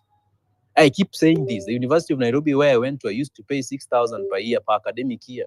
Right now, these people are paying about 39,000 per semester. So in an academic year, it's about 78,000. From 6,000 to 78,000. But those rooms have not been renovated. Nothing has happened. Hata rangi haijapigwa. But that is the amount of money they're paying. Why? Because the government has decided every family has to be subjected to that huge amount of money, to that huge fees, instead of actually making the amount of money we lose to corruption, the amount of money we lose to individuals, and the amount of money the president uses to go and launch a project in Muranga, a project worth 2 million, and he spends about 20 million in a trip. That 20 million can sponsor a number of students. I mean, these are the things we are talking about. It's not anything out of this world. These are things we see every day. These are things we experience. And for me, I experience because I'm close to quite a number of young people, those in universities and those in postgraduate, especially now the Kenya School of Law is a postgraduate program. We talk. I get to talk to quite a number of people, first year, second year, third year. You get to hear how people are talking. Even myself, I go to a place, mtu ananiita kiongozi. And they don't call you kiongozi because really the agenda is to call you kiongozi, or you behave like one, or you appear to be one. But it's because when they invoke the name kiongozi, then you look at them and you engage them, and they'll tell you, look bana, sijakula sapa ya jana, sijakula leo asubuhi, niko hapa. Unaona aje? Si unipe hata kachwani ama unipe hata 100. I mean, these are lived experiences. You meet people, they see you in a suit, they think now you can actually, you can at least pay for, or rather give them lunch for that day. And they genuinely don't have it. That means this is a student whose mother has been has been milked of any money they could receive. Probably they have fee arrears. Number two, they are not even able to accommodate themselves. That means they share a room, 3 or 4 of them. Number three, now hata hawezi pewa stipend. There's nothing in the pocket. So this is someone who wakes up to think of where they're going to get something. Na bado hajaenda class. I mean, these are the lived experiences we should be talking about. We look forward to that Kenya where we will have, you know, a mother will be thinking, or a father will be thinking about accommodating their child and giving them stipend, and that's it. Instead of being, you know, this headache of fees, honestly. And these are the people who are going to transform the Kenya we want. These are the next, we are the next generation that are going to hold these positions. How are we expected to mold and to inspire if at a side they're finding it hard to go to school? And then we shall be blaming people for quitting school. We should not even blame such people, because sometimes you find it so hard to the extent that you cannot maintain school. You just have to drop out. For those who, you know, for those who are more tolerable, rather to such conditions, they'll probably drop, go and look for some money or try to get some menial jobs and come back to school. But there are those that will just lose hope altogether, and they get married and that's it, and life continues. I mean, these are the real experiences we have. So honestly, Redemptor and everyone else, I believe if you, if Wallace, if Abdi, Eli, Likuyania, Joe Garonyo, anyone, do not fight for what we want, and we sit for anyone to deliver it to us, we are not going to get it anytime soon. We aren't. I seriously believe so. And so I believe this is a collective effort. Everyone must contribute to the conversation. And I know I have a place in contributing to this conversation. I have a place, just like any other young person in this nation, to contribute to the development and nation building of Kenya, so that we get a Kenya that we have in our heads, a Kenya that we see in our dreams and visions. I think that's the response to your question. I will come back to you because we are almost closing the show. We don't stay very long. And the question I'll ask is the murky world of politics. And before I do that, Wallace will be leaving shortly. Wallace, you can look at the remarks, the comments section. I think some people say the Ruben Kigame made to gaslight, especially that question about the church not being the one to blame, but the citizenry. I don't want us to dwell on that. Just look at the comments and make your submissions, and then we can have Abdi continue with the question I'd asked him.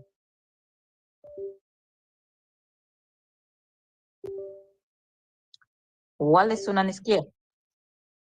Oh, Okay, let me just go. I'm trying to multitask. You just told me to read, so I was still reading. Redemptor. Okay. Yes, Abdi, I can hear you. Okay, you are. No. The question, I think I lost you before on the basement. Sorry about that. Okay, I'll have you back in Abdi, Dr. Abdi. I'll have you back in 2 minutes. Let 3 minutes. Let Wallace make his submission, because the host of face and is about to leave, and he was holding the phone for Joshua. So I'll have you next, Dr. Abdi. So Wallace, you go. Thank you very much, Redemptor. Okay, I've taken a quick scan at the comments, and yes, I think first of all, I agree with what I've had Joshua submit. I think if we note his submission, he was defining the vision of the Kenya we want to become, and in that essence, Ruben or RK had mentioned that of those three things that he spoke about, one of them was vision. And I was very, I wanted to keep that question very simple when I asked him about the church, because as far as most Kenyans go, the things they've experienced for decades and years, of course, have been on a whole different level of complicated. I don't want to start that topic now before the space closed. But I think when it comes to dictating and politicking the policies, one of the things I've noticed is, unfortunately for Ruto, by the time he managed to buy his way into power, he was hoping to be a dictator, but the ground has shifted. And they have been unable to come to terms with the fact that the people of Kenya, something has shifted that is very deep in the people of Kenya. where they are no longer seeing like he has any clothes on anymore, like the emperor. The thing here being, he got into office playing the victim card. I'm a victim of Uhuru. Me and Rigathi are victims. We are being mistreated. The government is misusing the state machinery, the police. So he could play that card, and he did get his sympathy votes. But of course, we know the election was not 100% clean. But now he's in. So he's no longer able to pull that card out and say, the person at the top is messing me up. Now suddenly he finds himself as the perpetrator. He finds himself as the person who's hated by the citizenry of Kenya, and they don't know how to play that game. So they realize they might have bought the other arms. They have bought the legislature, they have bought the judiciary, but they are not able to buy genuine support on the ground. And by that, he has been trying now to engage other kingpins, Joho, Raila, to try and see, can I get support indirectly? Because we know even in Rift, he didn't have a guaranteed, even people don't, he didn't have the same kind of fanatic, psychophantic belief that he had before. So I think these are guys who are living in a time warp, in the sense that Kenya has moved on. Kenyans have woken up, what you keep saying, wajinga wameshaisha, but they don't know now how to process or how to respond to the kind of new Kenya that has developed. And I like what Ruben also said. I think we've mentioned it before, that one of the things that Kenyans must employ, I think his number one point was the power of the sovereign. That unison that Joshua is also mentioning, that we need all to be actors in the change that we need and we want to see, because they will not do it from the legislature. It must be we, the people, retaking back the delegated authority and finding a way to be the ones that are the actors. And then, of course, that our movement is about truth and justice and character. Again, that's something, that's a playing field they cannot manage. They cannot live. That's not the atmosphere they are used to. They are used to the same old politics of insults. What they are doing now, threatening, using arms of the police to intimidate people, make people or kidnap them, torture them, all that kind of stuff. So what is unfortunate for Ruto and his team is you cannot dictate Kenya where the Kenyans know the constitution and they are pursuing their rights actively. So I'll keep my submission that short. As for the church dimension, I wish he had been around, but I did not want to have a back and forth. But the church has a lot of flaws. And even if you want to define the true church, the church that people are watching on television, the church they're engaging with mostly day by day, has been a huge letdown. It anointed this too.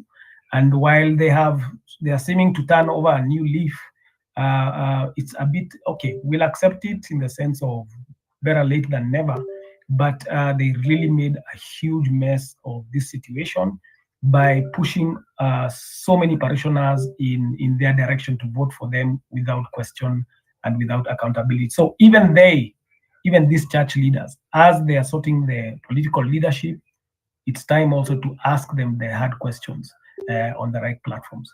So that's my submission for now. Thank you very much for the opportunity, Redemptor. It was a pleasure. I'll just step out briefly for another space by 10 p.m., but I am still here. Thank you.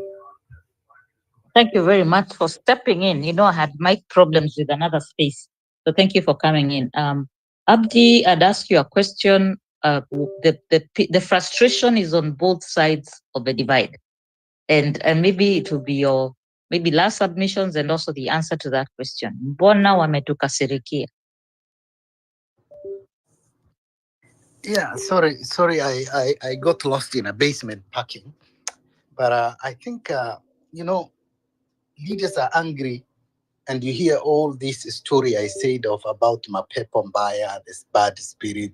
I think all this symbolizes a deeper awakening among the citizens who are no longer passive or easily manipulated. I think it is this Mapepo is just a phrase for resistance, rebellion, and the courage, I think, to confront an oppressed system. I think the other thing is about what we talked about: informed and emboldened citizens who are dismantling the old narrative that and exposing bad governance, corruption, and demanding transparency. I think this is what is really making them angry, because the narrative has changed, the ground is changing, and this threatens the status quo, and the entrenched privilege and the unchecked power of many leaders. I think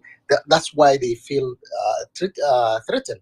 And I think the anger stems genuinely from multi factors. A lot of one of them is loss of legitimacy. I think the leaders rely on the perception of unquestionable authority. But now, with the dissent, people appear to be asking the questions. And now this has exposed the incompetence or self-serving interest. The other thing is about the accountability pressure. I think increased public scrutiny forces leaders to justify their actions and policies, and often this public scrutiny has revealed gaps in their governance, and this really makes them freak out. The other thing I will add to that is about a shift in power dynamic. I think citizen activism, social media movement have disrupted the traditional power structure, reducing the influence of the leaders who are accustomed controlling the narratives and public opinion. That has shifted with the exit spaces and all this. And this is also another thing. The other thing also that might really make them, you had them about, I met investors in New York, all this, I think is the global amplification. Social media and the international attention have amplified, I think, the voices of the dissent, exposing leaders on a global stage, limiting their ability to operate discreetly like before. And the other thing is the fear of revolution. I think the momentum of the public resistance raises the fear of losing power entirely. That is demanding for change, and it cannot be suppressed easily. I think these are the things that are happening, and the reason why you see there is a disruption in that status quo. And if that happens, people have to be angry. Thank you, Redemptor. That was the part I just wanted to finish. Thank you. Very important submissions there. And Wanjira popularized the saying, if we lose our fear, they lose their power. And not just good power, bad power. And I think we lost the fear and we transferred it to them. They are afraid of our power now because we have the power to speak. Marabo Stock, pleasure to have you here. Kindly make your beginning and ending submissions. Greetings, Redemptor, and everybody else in the name of His Majesty. I hope I'm coming through. Yes, loud and clear. So, well, we have laws and legislations in Kenya, and our Constitution, Article 232, outlines the values and principles of a public servant. We also have the Public Officers Ethics Act of 2003, which outlines things that a public officer can do, say, whether in public or in his private affairs. And the utterances that we are getting of late from our public officers has a lot to be desired. The other time we saw Moses Kuria threatening us that if you don't join She and Sha, your child shall not be able to access education and other amenities. Right now, you have a public servant telling you that we'll come after you because of your activities online. So these people have decided that the laws of Kenya do not have any bearing on their activities. Just the other day, the president gave the church 5 million shillings. The Catholic Church rejected this money and sent it back. He gave the same money, the 5 million, to Anglican Church. Like Jeffrey Archer would say, not a shilling more, not a penny less. I mean, what is wrong with these people? Are they serious? Is this the kind of leadership that we voted for? Of course not. Why is it that they seem to be antagonizing the citizenry? Well, I can explain to you in so many words, but I'm going to make it simple. June 25th, when we told this government without any fear of contradiction that they no longer hold the legitimacy of power in Kenya, change the paradigm shift. And right now, what they're doing is sustenance. And you can see the executive trying to corrupt every organ. Today, I read a report where the county governments, the governors, are opening bank accounts, over 50 bank accounts. We have a county that is paying ghost workers in the millions, hundreds of millions for ghost workers. Yet this is allowed to go on because the executive needs everybody to be compromised so that they can be blackmailable. You know, when I look back in history and I try to understand why Raila Odinga joined this government, I think it was not because he wanted, it's because of the dirty deals that he has and the blackmailing that is going on in this government. And the only people who cannot be blackmailed right now are the youth and the active citizens like ourselves. And that's why they have to abduct us, threaten us, kill us, and all these other things. What has made it worse is that the people who we have put in charge of independent institutions, EACC, the National Council for Cohesion and all this stuff, the IPOR, are also in cahoots with the executive. Reason being that they are appointed. That's why I'm seeing my friend Mwangi has brought a suggestion together with, I think, Dr. Ekuro quote, that people who head independent institutions must be elected. I don't know what mechanism and formulas we will use to elect these people, but I think that is a better suggestion, that we have even the Chief Justice elected so that they hold no allegiance to the executive. Lastly, let me say this. Kenya is now at the position where we were in 1962. If you look at it, the youth and the citizenry no longer hold allegiance to any politician. The only thing remaining for us right now is to strategize on how we will go on with this movement. And that's why when I see people like Joshua Kayo, I had his statement the other day, though I did not understand it much because they were talking too much about the Inject party, which I don't know why they even went to the Inject party in the first place. I thought we said we were partyless. What are you running around looking for parties? We said we are going to be partyless until the day that a party provides itself. Do not go looking for parties. Let's look for well-meaning individuals, people who really care for this country. People like my mother here, Redemptor, who tirelessly hold spaces to pass the message.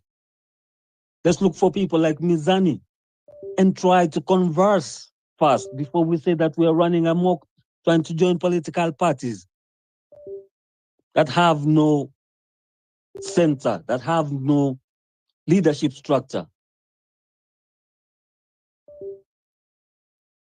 Let's not forget what is at stake here. This is our future. This is our cows that are going to be vaccinated on our own money. This is the soldiers that we send to Haiti that do not know what is going to happen tomorrow when barbecue turns against them. This is the foreign policy that is failing us. This is the medics in Machakos County that are under strike because they have not been paid. These are the poor roads. This is what is at stake.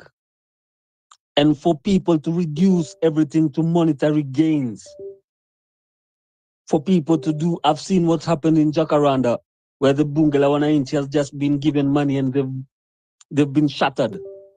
For people to reduce everything that we do for monetary gains is really pathetic. We must be people of principles, people of value, people who hold some form of principalities, not to be dissuaded by money. Because this is a fight that is a generational and can never end because of monetary gains. In any case, the money that you're being given is the money that you're stolen from. Makes no sense.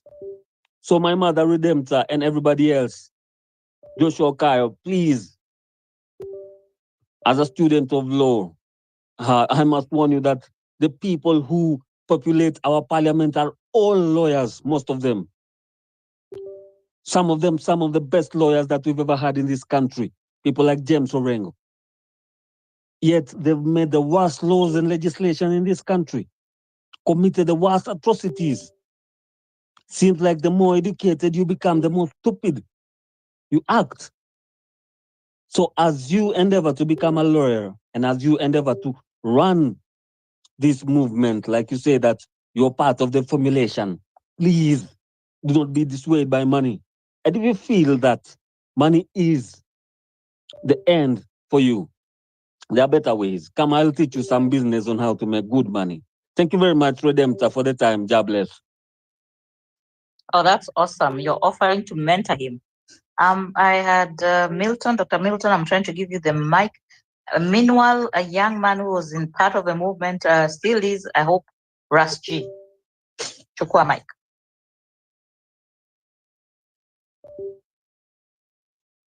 Rastream, unmute. Yes, Redemptor. I've been listening. I love your space. I've just been sitting down there. Nikasema kabla hamjafunga kikao nipate fursa ya kusema moja ama mawili.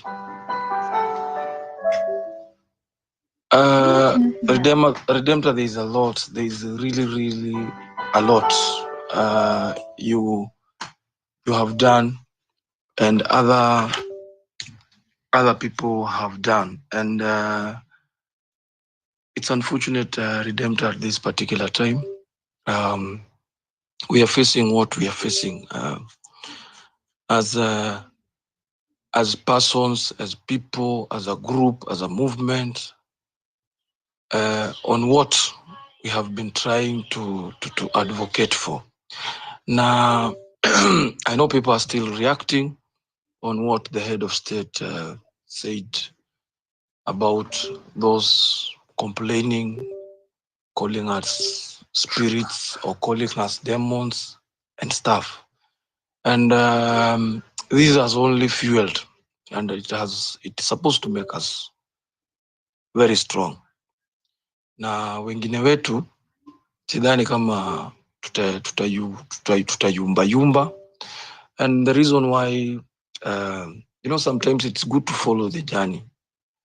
Tumetoka, how people speak. In fact, it is Redemptor who has taught me also to very carefully interrogate speeches za watu na wale watu ambao maybe kwa movement in some way watakaa ni kama, cause language is also changing. There are people, na umeona hata sasa kwa mitandao, they are reacting. So many young people, na wengi wao wenye wanafaa kuwe kwa ile muongozo ama wanafaa kupigania nchi. Say money, Redemptor is playing a very big part. People are being bought. You've seen also here on Twitter, social media, They are now even coining wanajiita, I saw something. They are using even the flag. Wanasema it is, you can only be patriotic. Kuwa mzalendo. Don't be criticizing. So this regime, what it has done, it has looted, it has done everything, it has killed, it has done all manners of impunity. Sasa ile strategy ya mwisho imebaki ni kununua watu na kununua wengine wetu wachanga na kununua mabloggers. Sasa ni kuwasafishia CV. It is laundry. They have become another Capitol Hill. Initially it was Raila who used to clean politicians. When you have a scandal and you want the public not to dwell on it, you simply have to pass through Capitol Hill. And I'm appealing to Kenyans, the same way we have been we have been talking. Tusilegeze msimamo. Hata tukiitwa nini, hata waamuke. We know they are reacting because they are realizing now it is no longer business as usual.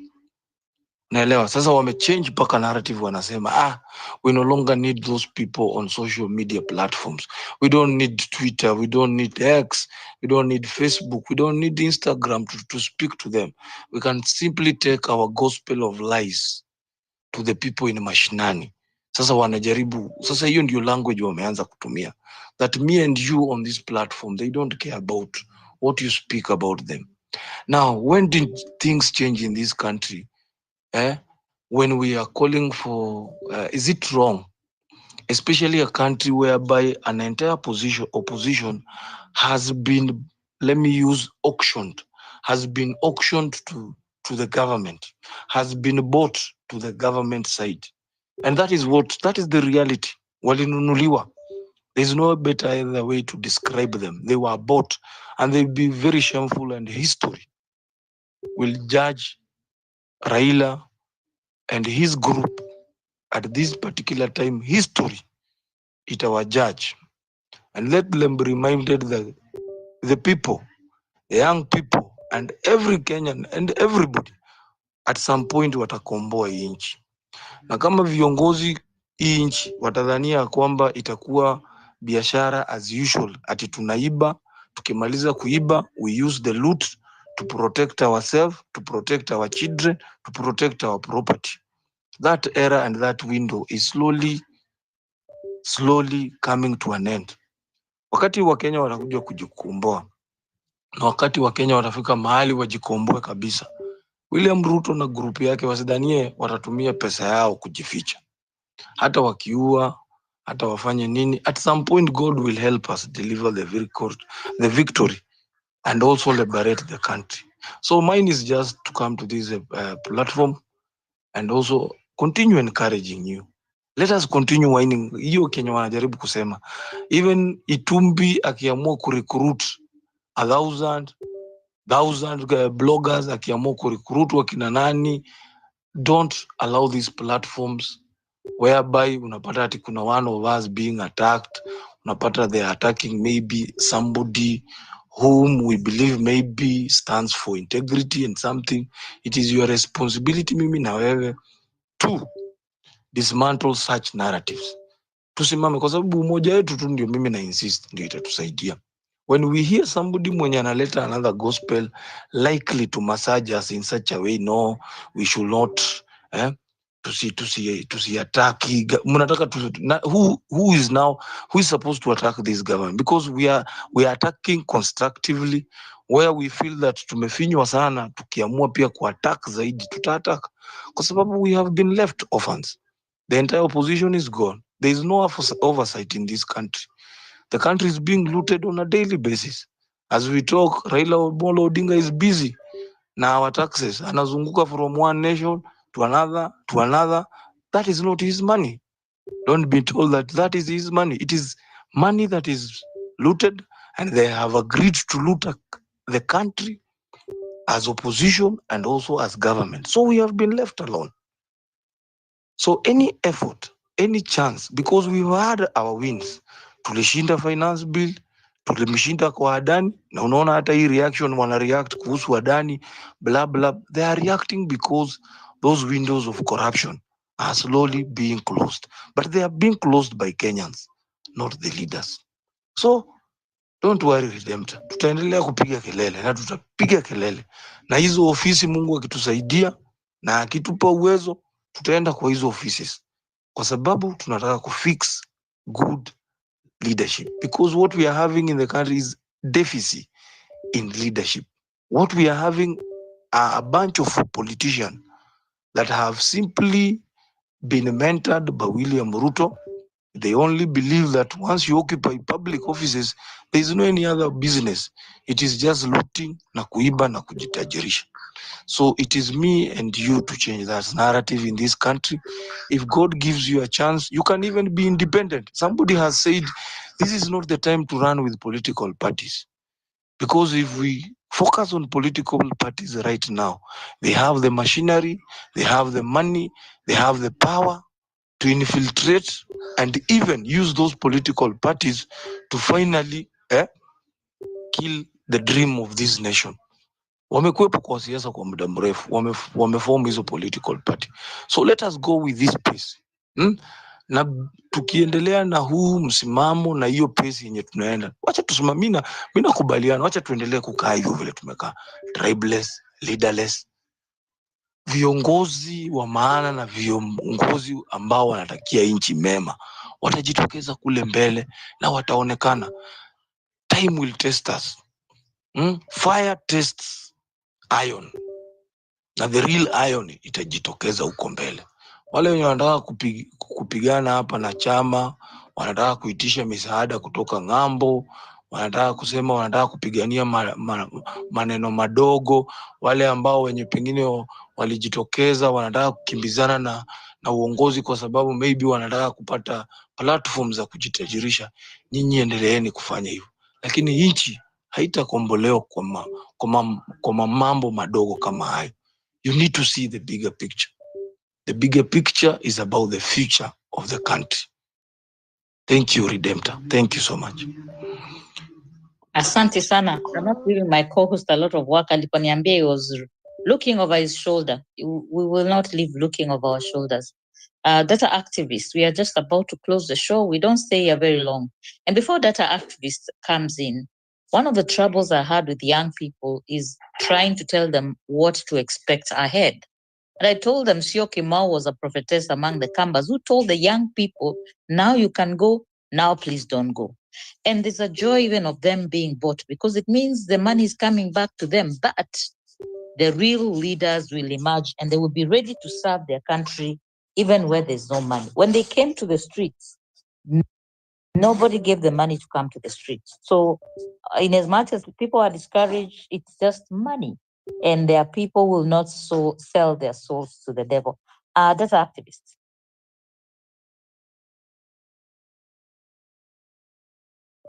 Data activists, unmute and make your first and final submissions. And Rasji, thank you for the kind words.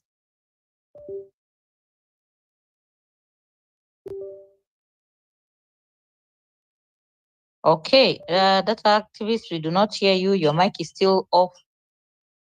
And I think I'll give Joshua the final word before I close the show. Of course, we have the Eckley chef, whom I forgot to put in my poster. You need to see this young man that we've been working with since I started doing spaces, and he would come and give us a spoken word. Ama mnasikia data activists? Hello, can you hear me now? Okay, finally. Okay, go on.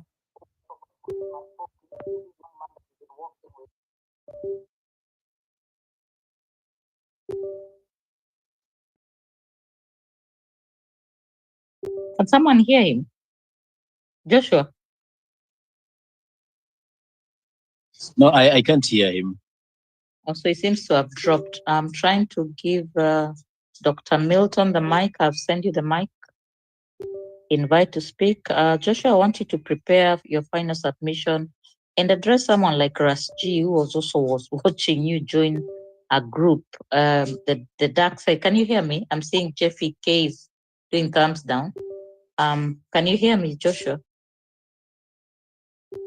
Yes, I can hear you. I can hear you clearly. I would have really liked Dr. Milton, whom we host a space together on Sundays to speak. Dr. Milton, I'm giving you the mic. Yeah, you are now a speaker. Dr. Milton, thank you for gracing our show. And the topic today is dictating and politicking policies, which is just made few words to say tunalazimishwa na siasa inatumika kusema we want good things for you. But we know this could be self-seeking as we wait for data analysts to come back. Dr. Milton, kindly. Okay, thank you, Redemptor, for the opportunity to address this space. First of all, I want to salute every young person that has been consistent and remained true to this cause.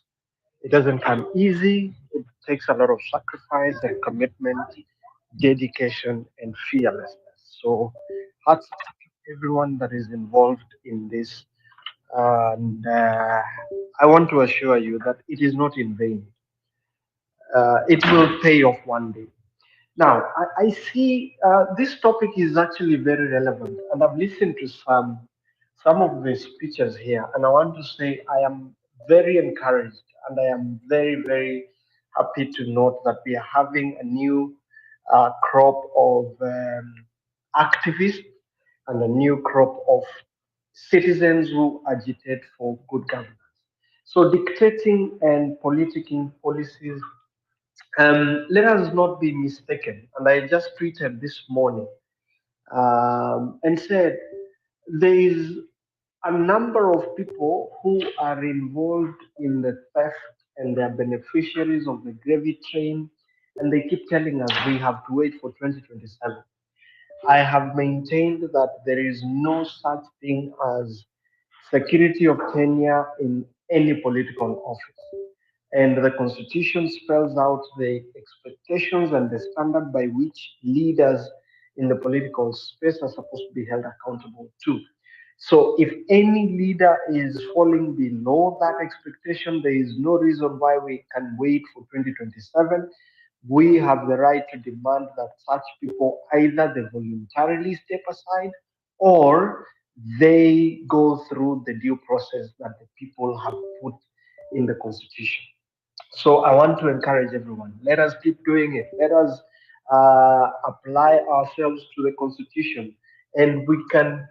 All we need to do now is to reach out to the lowest of the lowest levels. Let's begin to speak to the people and give them the confidence that whatever we are doing is nothing illegal, and whatever power that these people purport to have is power that has been donated by the people, and the people have the final say when it comes to how this anybody given the privilege to lead will exercise the power on behalf of the people.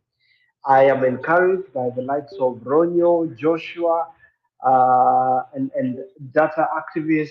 All of you guys, you're doing an amazing job. What we need to start doing now is to get everyone teach one. That is my concept. If you can inspire one person every day to have the same confidence, then trust me, a bigger June 25th is just in the offing. And when it happens, it will not be because we mobilized people and told them tomorrow come out. It will happen because the people will be tired and they will have the confidence that when they come out, those oppressing them will be gone. So let us keep doing what we are doing. I am encouraged by the fact that we have young lawyers. I am a student of law myself, although I have been in courts and doing public interest litigation for the last 5 or 6 years, and I continue to do so. One of the things the young lawyers I would encourage you to think about, and maybe we could work together on this, is to come up with a center for public interest litigation that we can all be in control of, and we can be able to come up with all manner of litigation to keep the courts busy, to keep public officers busy whenever we feel they are coming up with policies that are anti-people. And here we can make it a melting pot where even constitutional changes, advocacy for policy reforms, and even make it a center where we can start collecting signatures for the recall of these members of parliament who have no legitimacy, by the way, to speak on your behalf. And let's keep the fire burning. Let's keep it alive. Let's make sure that we don't stop at the lowest level, all the way down to the villages. Let's keep mobilizing. Let's keep encouraging our people to come out and speak against this recklessness by the leaders who have no interest of the country. And please, if you can join and tweet as much as you can, William Ruto cannot tell Kenyans that they have no right to speak against bad policies. He cannot talk about pepo mbaya. Kama kuna pepo chafu, then ni yeye. And we need to tell him that hizo vitu zote anafanya against the will of the people. And at the end of the day, if we remain consistent, if we remain united, we will force them out of power. It is not about if, it is a question of when. And when will come when all of us come together to the same page and to the same space. And they will, when, like I said on Sunday, those of you who attended Pressure Point, when when our fear is gone, they lose their power. And that is what we need to preach. Let the people be converted, be baptized, and we will turn out in large numbers. We will see another Georgia, we will see another Bangladesh, another Sri Lanka, and those thieves will be run out of town. Let me not tire you with a lot of my long speech. I want to encourage you, those who can come to my direct message, please ask me questions where you need our support in whichever way. Please don't fear. Reach out. Let's see what we can do together. We can pull all the resources together. We can mobilize ourselves to make sure that whatever needs to be done is done so that we run these people out of town. Thank you so much. May God bless you and God bless Kenya. Thank you very much, Dr. Milton. I would love you to be a guest in this show because when these political analysts go on TV, they mislead the masses. I would like us to consider the public participation. They are saying it's become a nuisance to them. They want to do good things, but you talk about public participation. They're also talking about litigation. All these cases being taken to court. It is cartels that are sponsoring those motions. I'd like us to talk about that at length at another time. Maybe it's something you want to talk about as we close the show after we've had data analysts and Joshua before the Eckley chef closes the show with a spoken word. Data activist, Karibu. Asante, thank you, Redemptor. And sorry about the glitch earlier. It's like some people don't want me to talk. Lakini kuongea ni lazima. I've listened to a number of people speak and I resonate completely with them. I want to give some data points. This country is not food insecure, and there are numbers to back this up. So, for example, because we keep being told food security is the reason that they are pushing GMOs. They're pushing GMOs because they have an entirely different agenda. And let me start with Turkana, for example. Turkana is the poorest county in the country. It has 82, actually 83% who are overall poor. That is more than 4 in 5 people in Turkana are overall poor. They are food hungry and basically they are poor. And why that is the case? It is orchestrated. And why do I say that? I say that because when you look at the numbers of how much Turkana produced in maize production in 2023, they produced 2,403 metric tons of maize. 2,403 metric tons of maize, and that is equivalent of 139 million Kenya shillings. So honestly, why is such a county food poor or overall poor? These are things that are manufactured. These Government does not care about us. And please, guys, do not tire telling them so. And when somebody complains about us going to court, it means that going to court is working. And then another thing, someone has said that also it's good to mind somebody's words and what have you. When we see some of these things happening and we speak out, and others say, "Why are we speaking out?" People need to first ask, "Why is the person who is speaking out speaking out?" And I say this because there was someone who posted something about the HPV vaccine going around for children aged 9 to 14 years, girls. One, that HPV vaccine is being given to those girls without parental consent. That's one.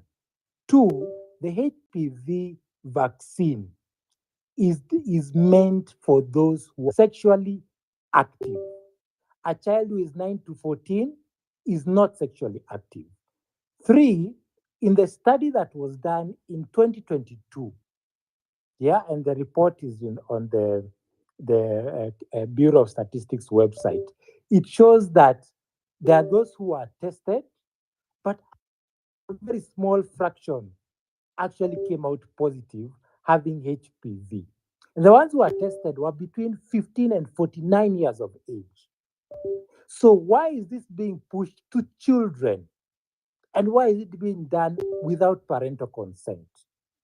So those who are saying that it is good for their children, they need to please understand why this push is, where this push is coming from. This is coming from Bill Gates. We are doing a research and it's still ongoing, but apparently this vaccine is tied to Gates and he owns the companies that are actually doing the vaccines. So is he engineering something? Something is afoot. Something is wrong. Yeah. And this is something that we are investigating. Na tunaipeleka kotini, by the way, because it needs to be stopped. Yeah, it needs to be stopped. Kabisa, there is no way they are vaccinating girls 9 to 14 years without parental consent and they're not sexually active. And when you, if guys, please go and listen to Dr. Wahome, who was being interviewed by Lynn. He talks about the HPV vaccine and he's a gynecologist. So he's giving his medical opinion, a medical perspective about the vaccine. And then that way, when we talk about some things, we are more informed about what we are talking about. And the actions that we take are informed actions. Thank you, Redemptor. Thank you very much. You've given me a very good example of a policy that is being dictated upon the citizenry.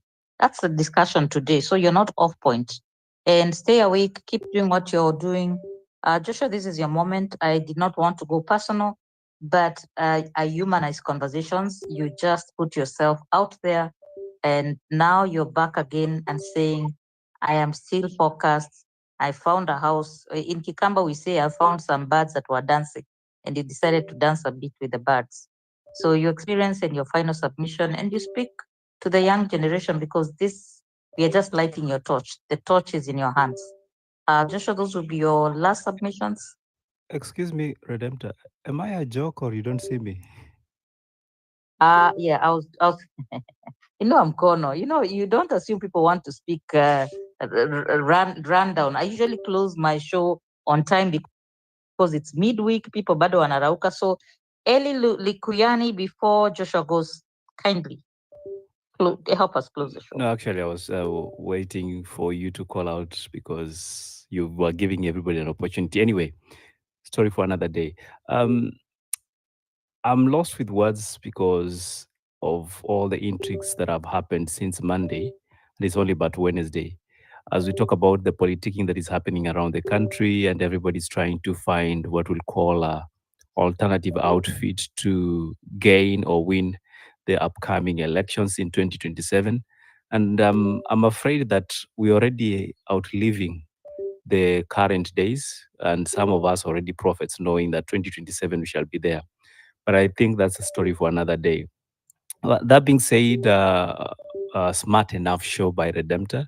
I want just to encourage that we cannot tire from coming and making our voices heard on these spaces. If you have listened to the political players, most of them are not responding to what is being written in the mainstream media anymore. They are responding or reacting to the conversation that are being held online.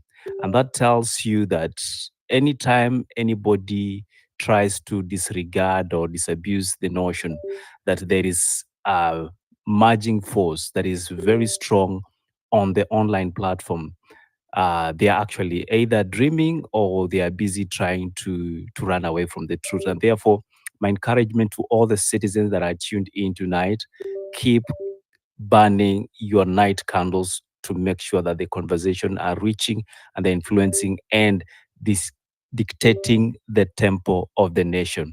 Last but not least, we are in December. In a few days from now, we'll definitely be celebrating our Republic Day. Some of you refer to it as Jamhuri Day. My thinking is 60 years later, what is the pride we walk with as a country?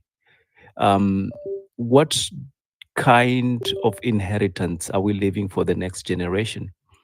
And when anybody questions the young people that are agitating for better, that are demanding for fairness, that are demanding that the laws have to work for them and not the other way around, we should reflect back and say, yes, we got our Jamhuri in 1964. Have we lived to achieve those dreams? When the young presidents, and I will refer to Joshua here, gets abducted and they live always on the run, always having to watch over their shoulders. Dr. Milton here will tell you he's not outside the country because he enjoys being in those cold countries right now as we speak. There's a reason he's not in the country. Among other people who are running away from their own mother countries. So we cannot live in a country as though we are second-class citizens. This has come to an end. And therefore, anytime anybody tries to dim our light and tell us we are noisemakers or digital wankers because they love that word, please continue wanking if that's what it will take, especially on these platforms. Last but not least, Redemptor, we have had a very long year, a year that demands for us to reflect and call ourselves to order. I'm inviting all of you on our Friday X Spaces on Mizani 254. We'll be reflecting the month of June headed to September and try to really bring some sense out of the nonsense that happened. That being said, thank you as always for holding these spaces, Redemptor, and I do appreciate your time and opportunity. All the speakers, my heart is full, and I wish you a great week ahead. Umekaa sijakupa mic na wewe hujasema nitakuwa mgeni kwa show yako. Haya, sawa. Redemptor will be on the red carpet because she'll be talking more on the stories that were happening just before the 25th of June. We are having other interesting speakers, human rights lawyers and children activists. That is Masiego will be there. We have KOT Sonko, who together with Joshua decided to defect from the company of well, not Kashagwa, but the other gentleman, Morara Kebaso. We want to find out what Advocate Wanjiro Maina thinks about the legalities and the illegalities that have happened during this season that has been June to September. Again, this is our recap of the year 2024. We looked at September to November on Monday. We are now looking at June to September, and over the weekend we'll be looking at the other 3 months. Having said that, Redemptor, I think I have been vindicated, and this is a great show. Will be hosted with Likuyani Eli. and Obeds Oriku. See you then. Asante sana. Ladies and gentlemen, I do not ask very hard questions on shows just to get coverage. I'll not be able to do a roundup of every speaker because, like I said, it's midweek and I want people to keep coming back. So I don't do very long shows. Joshua, mulikuwa mnavaa uniform. Ulirudisha uniform ama mlirudi tu mkafanya presser? You know, I mean, this is a conversation when at your own time you should give interviews and just share with anybody who wants to join a party, the do's and don'ts of joining a party and why you went it alone and you're seeking your heart. Talk to us your last submissions and thank you for your service to this nation. Thank you, Redemptor. My speaker has been, quite a mess. So kindly confirm to me if you can hear me. I can hear you. Can you hear you? Awesome. Thank you. And I know we have not, made this bare, and probably quite a number of people are asking what happened. It's not a story I can tell all in like a space, because I have like 3-4 minutes to do this and to also finish. But really, there is quite a lot. Let me start from that experience and then I'll just finish up. Along the way, quite a number of groups were coming together. People were trying to find ways of working together to keep them, to keep the momentum of the movement and to keep people moving, to keep people speaking about against the ills and to correct. And, this gentleman friend of mine came up with a great idea of exposés. And so he reached out to me at some point and he said, bro, I'm going to Nyanza. Could we work together so that, while at it, we can decide whether or not we are able to actually work together moving forward in terms of civic engagement, civic education, and just reaching out to people from wherever they are and letting them know that much as we are doing this online, we are also able to come to your villages and towns and to be able to have a conversation with you, to listen to you, and to also advise where necessary. And I think for me, this was a good idea. And I went in, not really went in, but we joined hands,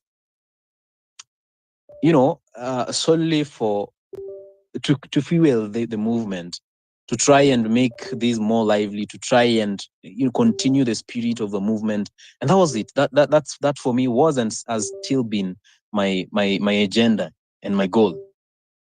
And so we joined in. We did a lot of movements. We went to the Nyanza region. We went to Siaya, my own county, Kisumu, Homa Bay. We went to, came back to Rift Valley. We went to Bomet, Kericho, so many places. We went to Embu, Meru, Tarakaniti, Nyeri. I mean, name it. And that was it. But along the way, the idea of registering a party came in. And so, I was like, okay, we can register a party, sawa. But then the reason for leaving, or for quite a number of people leaving, is not even just the idea that there was a party. It's the idea of self-aggrandizement, where someone now feels that they are the almighty, the Alpha and the Omega, the beginning and the end. And the world, the sun, the earth revolves around them. And that anything they say is the right thing. Anything you other people say is not the right thing and should not be considered in any way. And that if you want to see quote unquote party leader, then the security has to vet what you are going to do or what you want to see, why you want to see them. I was lucky. I was serving as the SG in the party. Let me just now be direct. I was serving as the Secretary General of the party, the interim Secretary General of the party, and party which is not even registered yet. And what happened? And that position I was put in by the people, by the members who are the founding members of the party, because they realized I could speak out the issues of the party. I was able to make things happen, or rather, to be able to address issues and to also organize matters within the party. But then I was saying I was a bit, privileged to be able to walk into the office without being asked what I'm going to do. But everyone else, you can ask them. So several people left, KOT Sonko, who's very big on X here and has been holding spaces just for the same movement. We have Engineer Kimori, people who are working with Ramogi Ochola, Melvin, name them. These people could not access the party leader. What happens is that you're vetted. If there's nothing important you're going to say or you're going to do, then look, you can meet any other person out there. You can meet the security, or you can meet the protocol, the man in charge of protocol, or that can wait to another day.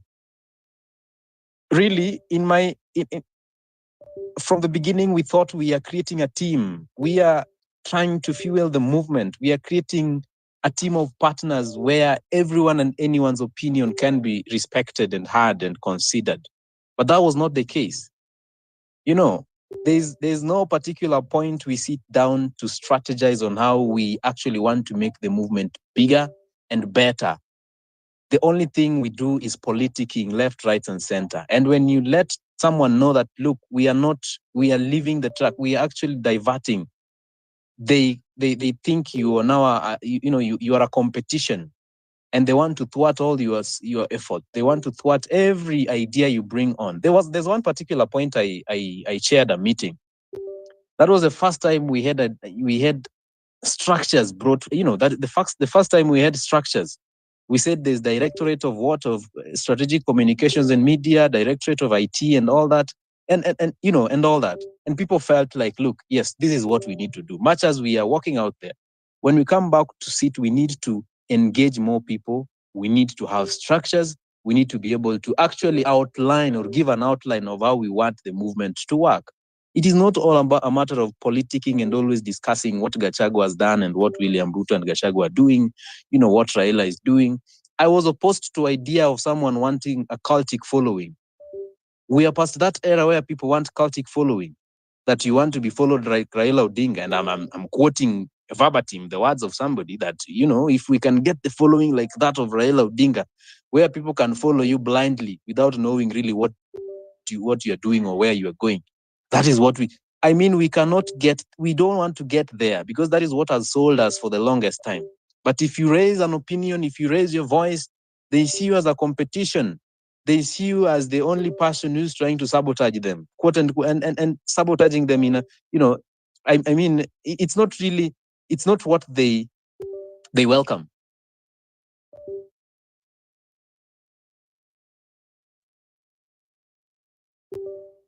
Joshua umeenda mute when the story is getting interesting. Stand up. Joshua? Hello, can you hear me? Yeah, you're back. Can you hear me? You're back. Oh, sorry. So, really, Redemptor, the story is so long. There's so much more I can't talk about here. But I can tell you, as a person, I was just, I thought we were joining hands to be able to fuel the movement, to be able to see to it that William Ruto and his entire, government goes home, and to be able to call out these people. But that was not the case. People started, now having this cast for political gain. You want to be the president. You want to, even before we try and sort the issue at hand. I was now wondering, Kwani, we went to the streets, people died for no reason. We have young people who are not, who it was not the right time for them to die. We have young people who are still ill and still sick and still affected up to now. We have families that are still crying, and yet we, instead of trying to make their dream come true, we are here politicking and see how we gain individually. I think for me, I was just, let me use this word, fed up. Yeah, I think I was just fed up. Reached out to the rest of the team. And it's interesting that quite a number of team members were listening to me. And when they saw I was fed up, because look, Redemptor, I'm telling you, there are certain people who wanted to quit as early as the first month. But I used to tell them, look, let's stick. Let's see if this is going to work. Let's see if there's something we can change. Let's see if through this we can actually, we can bring all the young people together, and we can convince our parents and grandparents to support this movement so that we see, we see Ruto and these people go home. Actually, that is what kept us going. But it reached a point I just saw we cannot go anywhere. We'd better come back to where we're not coming back. These are just distractions that came along the way. The movement is the mainstream. The movement that we started is the mainstream. These are the people that came and joined parties and formed parties. This is just distractions. And I can tell you, people make mistakes. We have made mistakes. And I have made mistakes as a person. I have known better. That's why I decided, because we have been seen publicly moving around with the team at Inject, it is also important that we are seen moving out publicly, so that then you don't move out silently, people thinking you guys are still, still together. Any day something might happen, and then people might ask you, why are you not part of that? Why did you quit? Why did you leave people and you never told us, or what happened? I just wanted us to be free, and for people to know that we are no longer part of this, all this going on here, because it is not the right thing. What I'd like to tell people and the young people and Kenyans, I have been part of something. And I don't know, you can't see me, but if you can tell the truth in my voice, if you can tell the sincerity in my voice, do not be hoodwinked. Do not be lied to.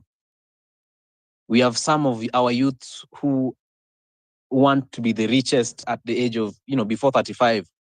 We have some of us who want to be billionaires by 35. And we have some of us who want to amass numbers and then sell us to the government when the right time for election comes. We have people who are going to tell you, who are going to, they're going to take the prettiest of photos once they join some outfits. And then they'll convince you with that thinking, for you to actually be able to join that. Very soon you might see a young person appointed to a, permanent, principal secretary or any lucrative position in this country. Do not be lied to thinking that even you, if you divert into another party or into another outfit, you will get such an appointment. It is a way the political elite are trying to bring us to their feet, close to their feet, because they've realized that the young people actually have a voice and they are going to speak very loudly very soon, if not 2027. Do not be lied to. Honestly, do not be lied to. Redemptor, since we made the statement the other day, I have had politicians inbox me. Some have, I don't know where they found my numbers, calling, and they want meetups. Well, I'm not opposed to meeting anybody because, we are all Kenyans. But the conversation is the same. Everyone is building their party. Everyone is making themselves ready for 2027. And no one, absolutely none of them, maybe a few, is interested for to improve the lives and livelihoods of the larger majority.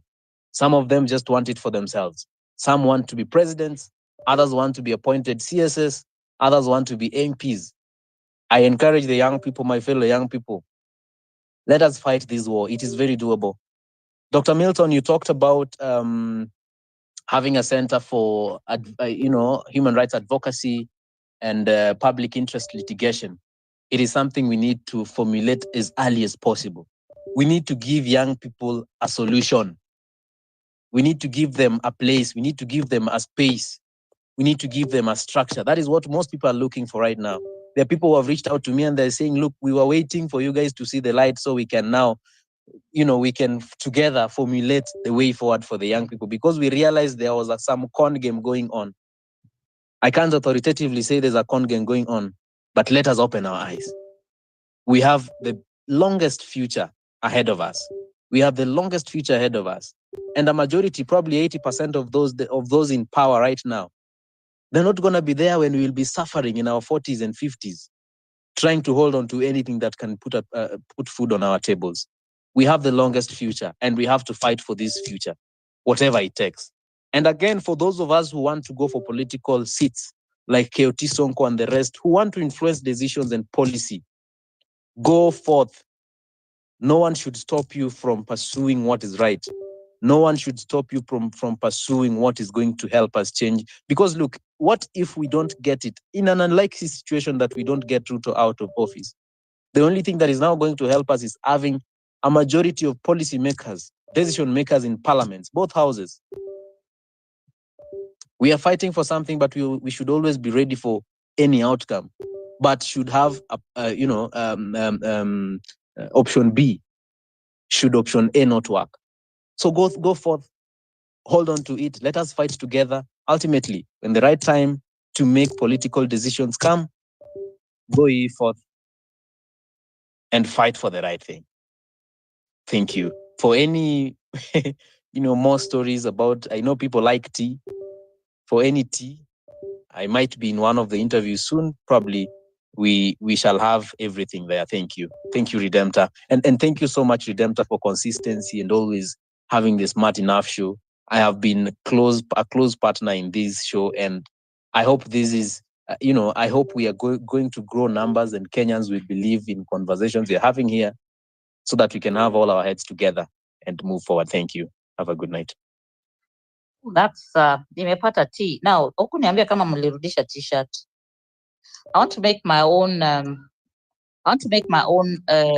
statement about Joshua Okayo. My area of activism is brutalized Kenyans. And when I saw Joshua Okayo give an interview about his experience after his abduction, I packed my misery. I was feeling miserable because of the story I'd been following. And I said, if a young man like that can go through that and still come out here and say he wants to change the country, who am I? I've lived for 5 decades, more than 5 decades. If he's ready to die for this country, who am I? Where are my children going to live? In a country where a young man leaves school to go to the streets to say we do not want finance here. And I started watching Joshua. And people started doing the thing that Kenyans do, worshipping people in positions, influencers. And I started to speak. I was ostracized. Some people allowed me to come to their spaces like KOT Sonko. I was guarded in how I criticized because I said I have no business criticizing a young man who put his life out there to defend his rights.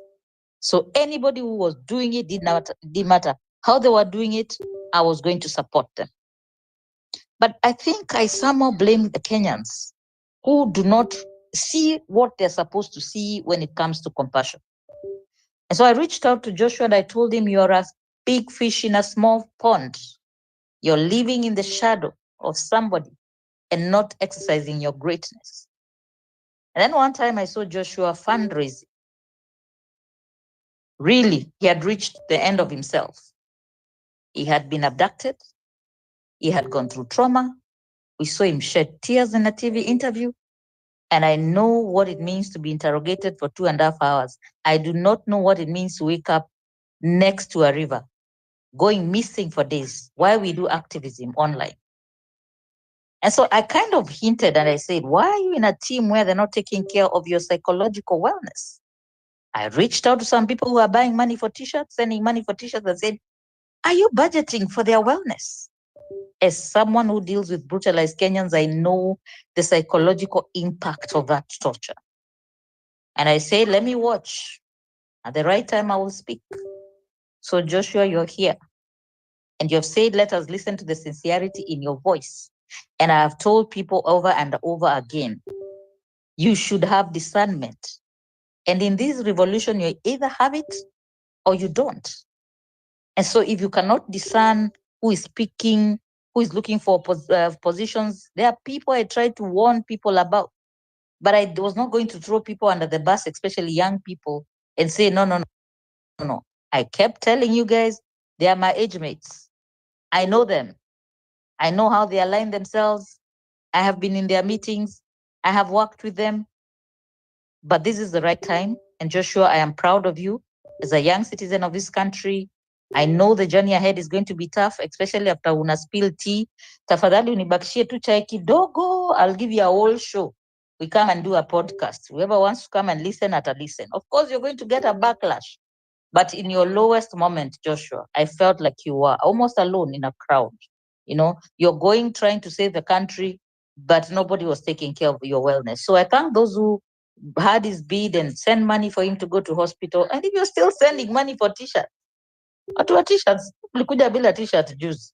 Wale wengine walikuja na t-shirt poa poa. These are things we saw. Ladies and gentlemen, these are things we see. And because we don't do udaku shows, we do human rights, human dignity. We just keep it civil. You know, we are a katikati of mainstream and hiyo ingine, we document, we care. And so before I allow Dr. Milton, I want you to close this show for me. I see the mic request. I can't. Ras G, you are part of all this. You've raised your hand. I hope it's a question, and I want you to keep it very, very short. The Ekli chef, I wanted you to finish with spoken word. Maybe you want to say something. So Rasji tafadhali, KOT Sonko, I want you to speak, sorry, before Dr. Milton. Rasji, let it be a question. A very short submission, tafadhali.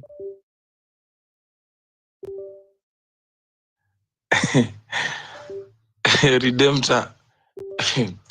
Anyway, mimi sitaki, wacha basi nikuwe mchache wa maneno, kwa sababu nakumbuka vizuri sana tukisema safari nyingine tusichukue mkondo mwingine, na it's good, and I'm saying this passionately to my brothers who are here, and Redemptor, be prepared to receive so many people back.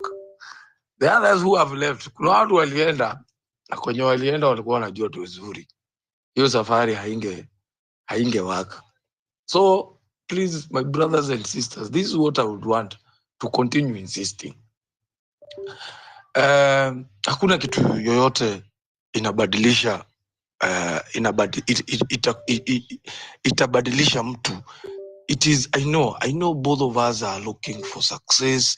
I know both of us, people want good life na hivyo nini na hizo, but hizo vitu pia unaweza kuzipata kwa kusimama maadili mema, kwa kukuwa na msimamo wa kisiasa.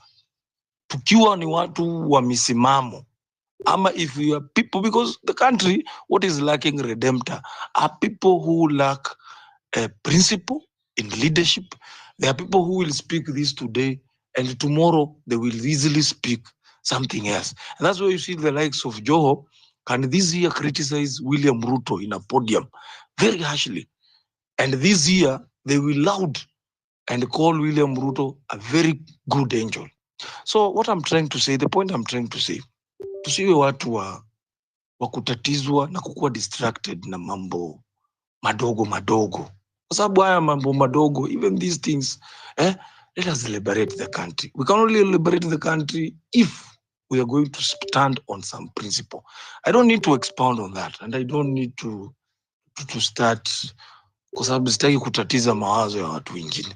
Unaona? Sasa kwa wale ambao mlienda ile area nyingine mkapata si vile mlikuwa mmeona ama mmetarajia, there were warnings, the handwriting were the wall, mnielewa, they were red, wanasema red what, kulikuwa na red flags. Hizi zilikuwa black. My wish Hizi zilikuwa okay, zilikuwa red. Zilikuwa red. Hizo zote zilikuwa zinajionesha. Anyway, let me land, Redemptor. Yeah, Rasji, you defended me when they came for me. Oh, they came for me. You know, and I'm not, I repeat, I have no business criticizing a young person who went to the streets because my children were on the streets. But this idol worship we have as Kenyans, and especially people who are even abroad, some of them reached out to me and they asked me, do you know what's going on? I told them. They did not listen. But anyway, all is not lost. KOT Sonko, we spent many long nights on spaces together. It is your opportunity to just come back to yourself because, like we say, the torch belongs to the young people. Kazi yetu ni kuatilia mwanadamu aliumbwa wa kutiwa moyo. It is to encourage you. So KOT Sonko. Hey, Jambo. Hope you guys mko fiti, and I really appreciate you guys for this space. Honestly, mimi na sipendi kuficha kama kuna tea ama kuna uji. Mimi kama kuna chai nitawapatia chai venye iko.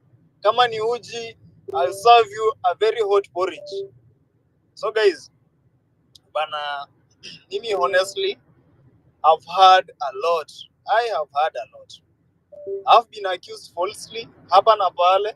Mimi nikasema hapana, let me join this team because akina Joshua, akina Voice of Tongaren, akina Melvin wenye walikuwa wanaendesha gari yetu, akina Magi, akina Prince Baha wenye waliniattack kwa hii platform. Nimekuwa siji betrayal. My good friends are back to their senses, because mimi personally I saw the red flag on the first day. There is no way we can go to a hotel as a team, tukule wote alafu mnahesabu vichwa na mnasema tumetumia 10,000, sasa kila mtu atoe pesa yake alafu tunatoa. There is no way tunaweza enda kwa hoteli, tunafaa kulala mahali fulani, and because we believe we are a team, tunaambiwa kama huwezi afford hapa enda utafute mahali kwingine alafu unaenda. Honestly, those were the red flags. Na mimi, I've been accused falsely on this platform. Someone somewhere alitokea mahali akasema I wanted to poison them. Kasema sawa, mimi honestly sijaifikiria anything about killing someone, but after winter came, actually winter came on Monday, and I was supposed to travel to Malindi for civic education in Kilifi County. And so I had to reschedule time yangu ya kutravel, si kutoka morning. I had to rebook my bus. Nikatoka evening. Nitumia Dreamline. Registration number sijui ni what 444J. Dreamline bus. Leo nimekaa mahali nikaambiwa a day on 30th September 2024 at 9 p.m. Mark your date. Nimeambiwa hiyo date nilikuwa at a hotel inaitwa Glee Hotel, of which I don't know even that hotel. And in that hotel, I was given 200,000 from William Ruto. Shilingi 200,000. William Ruto anatoa 500,000 kwa kanisa. Aliniambia mimi shilingi 200,000 kwa hoteli inaitwa Glee Hotel on 30th September 2024. So because mimi I like keeping my records, nilienda kuangalia on that day at such a time nilikuwa wapi, and I found myself I was on this platform hosting this space, na nilikuwa na host hiyo space tukiwa regional police office in Nairobi, and our good friend Morara alikuwa ameshikwa hiyo siku. Na hiyo siku honestly you guys tulijaribu juu chini tukafanya mobilization, because on the next day, which was first, that was on a Tuesday, my good friend was going to be presented at Milimani Law Court. Na mimi nikasema nao because tumetoka Bomet, mimi tukitoka Bomet nimefika Nairobi, simu yangu imeleta shida, nimeenda Nakuru kundiwa, nimefika mahali Nakuru naambiwa someone somewhere in our team has been arrested. I had to make a U-turn, nikarudi. Kufika hapo nikaweka space, tukafanya mobilization vizuri, na you guys mlijitokeza na mkanisaidia, tukafanya printing ya nini ya banners ya kusema free Morara Kebaso na justice for Bruce. I hope you guys might remember. So today after nimekuwa accused even in a certain group, wewe ulikuwa mahali fulani ukapewa pesa fulani tarehe 30 September 2024 in a hotel. Nikasema sawa, let me go back to my records. Kufika kwa records nikapata nilikuwa na host space hapa demanding for the release of someone, and I shared even the videos. Nilikuwa Milimani Law Court nikichanda hapo, we want justice. Honestly, you see how things unaweza danganyisha mtu alafu they turn against you. Mimi I shared all the evidences. The video nilikuwa wapi on that day, na because simu yangu ina record, ikirecord inakuonyesha date na time niko wapi. Mimi nimeshare. Sasa nikauliza okay, on this day you are saying I was somewhere in a certain place, I was given 200,000, imefanya nikakuja nikavuruga the so called the party. Why is it that on this day you were not there? Ulikuwa mahali fulani, umeshikwa na DCI, na sisi ndio tulikuwa tunafukuza DCI magari tukikutafuta. Why should you keep lying? You testify vitu za uongo against the people who have been there. When you are arrested tunakutafuta. Hata mimi kuna siku nilikaa kwa hii platform nikajiuliza, na mimi siku nitaishikwa, nani atanikujia? Nikamaliza hiyo. After kumaliza hiyo, there is a guy called Baha. Baha ndiye alikuwa ananilipua huko online akisema, oh Kioti, you are a sellout, you left the team, or we believed in you, whatever and so on and so forth. Baha mwenyewe hata mwezi haikuisha, Baha left the group. I mean left the team because of some few issues hapa na pale. I think SG shared, no, Ogayo shared, because your stage of that party, these guys were demanding accountability. Mbona hizi pesa zinatumwa kwa hii phone number, alafu kila mtu mahali anasema tunatumia pesa zao na hatutaki kusema mbona tunazitumia. So hapo ndio uzozo ulitokea. This guy called Baha, yeye na yeye nimekuja nikaambiwa, I went there, I took him, nikamweka kwa timu yangu. After nimemchukua huko, ati alikuwa na rapist case. He wanted to rape someone in the office. Ai! Jamani, hii bana, ni venye niko tu kwa njia, nimetoka Mombasa narudi Malindi because we have to finish this civic education. Chai ni nyingi. Na mtu anadanganya, anatumia jinadi ya Mungu, you quote even in the Bible verses like William Ruto. Honestly, you will never go anywhere in this world because you cannot use God's name to accuse someone falsely. Na ingekuwa ati ni Kioti peke yake ametoka, you guys would say Kioti ndio shida, because at some point after nimetoka huko I was alone and I felt like hata kama imeisha watu wana Kioti ndio mbaya, ni sawa, but because fate can always vindicate you, why is it that over 14 people are leaving a certain group? Why is it that the person mulikuwa na yeye ukipigwa at Bomas of Kenya mwenye anakusaidia kushika viti ndio usigongwe, pia anakuja kusema this is not the place I should be? Why is it that even your driver anakuja kusema hivyo? Then you feel like you are, sijui wewe ni msafi kama pamba more than any other person. Guys, mimi wacha niwaambie ukweli. Before I joined that team, I was doing civic education even before our good friend began to imitate Nani the president. I was doing civic education. We moved from Nairobi to Mombasa through SGR, mambo kwingine huko. Even this Okayo you are seeing here. Nikiwa Mombasa alimzee, bro, umeenda Mombasa?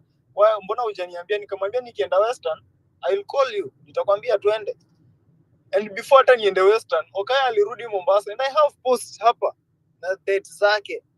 Okayo akipigwa huko Mombasa kunaitwa aje Mama Ngina Waterfronts. Alipigwa hapo na askari walikuwa hapo akashindwa kumsaidia. Guys, mimi nataka tunaambie ukweli mbele ya Mungu. I'm a Christian by faith. I go to church. Mimi, I have never engaged na this government of Kenya. Nikapewa bribe mahali to go and sabotage a team. Na kwa nini timu gani? Hata haina provincial certificate. Mbona mtu atume kuja kusabotage huko? So mimi hiyo mambo yote bana, tini nyingi ni venye tu amjui vitu venye zinaendelea huko nje. I wish you guys you knew what exactly is happening. Because when you try to bring in the matters accountability, you become the enemy. Ukianza kuuliza why are we using the office as a personal residence, you become the enemy. So mimi siko hapa kufight mtu, but ukweli usemekane venye huko. Mimi, you guys mko hapa, na nyinyi ndio mmekuwa mnanisaidia nikimove from town to town. Nimewaambia on Monday nilitoka Nairobi nikakuja Mombasa, then nikaenda Malindi via bus. Sasa naambiwa ati nilipiwa flight because nilienda nikapiga picha mbele ya Malindi International Airport. Nikapiga picha hapo hivyo nikisema nimefika Malindi. So hapo ndio naambiwa nilipiwa flight na watu wa government, nikuje nijifanye bado niko na watu kwa ground, and then at the end nitasanya youth alafu tuingie kwa gava. Yani you just lack, yani you can't frame something hata ionekane ukweli surely. You just can't frame. Hata wakina Joshua ndio mimi niliwaambia bana, mimi naenda Mombasa. Wakaniambia kwani wewe una travel na means gani? Nikamwambia mimi nilishinda kwa haya gari. Mimi the only thing nafanya ni nalipa fare, ticket ndio hii hapa, mimi naenda. I paid 1700. Nakumbuka nilibaki na sijui 300 kwa pesa yangu. Nikasema lazima nitaenda Malindi because I had promised those guys I'll go there. After there ndio nirudi nifanye nini? Nifanye graduation. I'll be graduating tomorrow from TUM, and I'll not even attend my graduation because I've already seen my name on the list. Nimekuwa na gown ya shule nimepiga nayo picha, and I came here to do civic education. Let me travel all the way from Mombasa now to Malindi to go and finish the good Lord's work nilikuwa nimeenda kufanya. Sasa hizi as I speak, I'm on the way to Malindi. Nishamalizana. Mtu unatokea tu mahali. Wewe umelipiwa hadi nini? Umelipiwa hadi hotel na government. Na honestly venye naongea hivi, someone on this space as we speak now,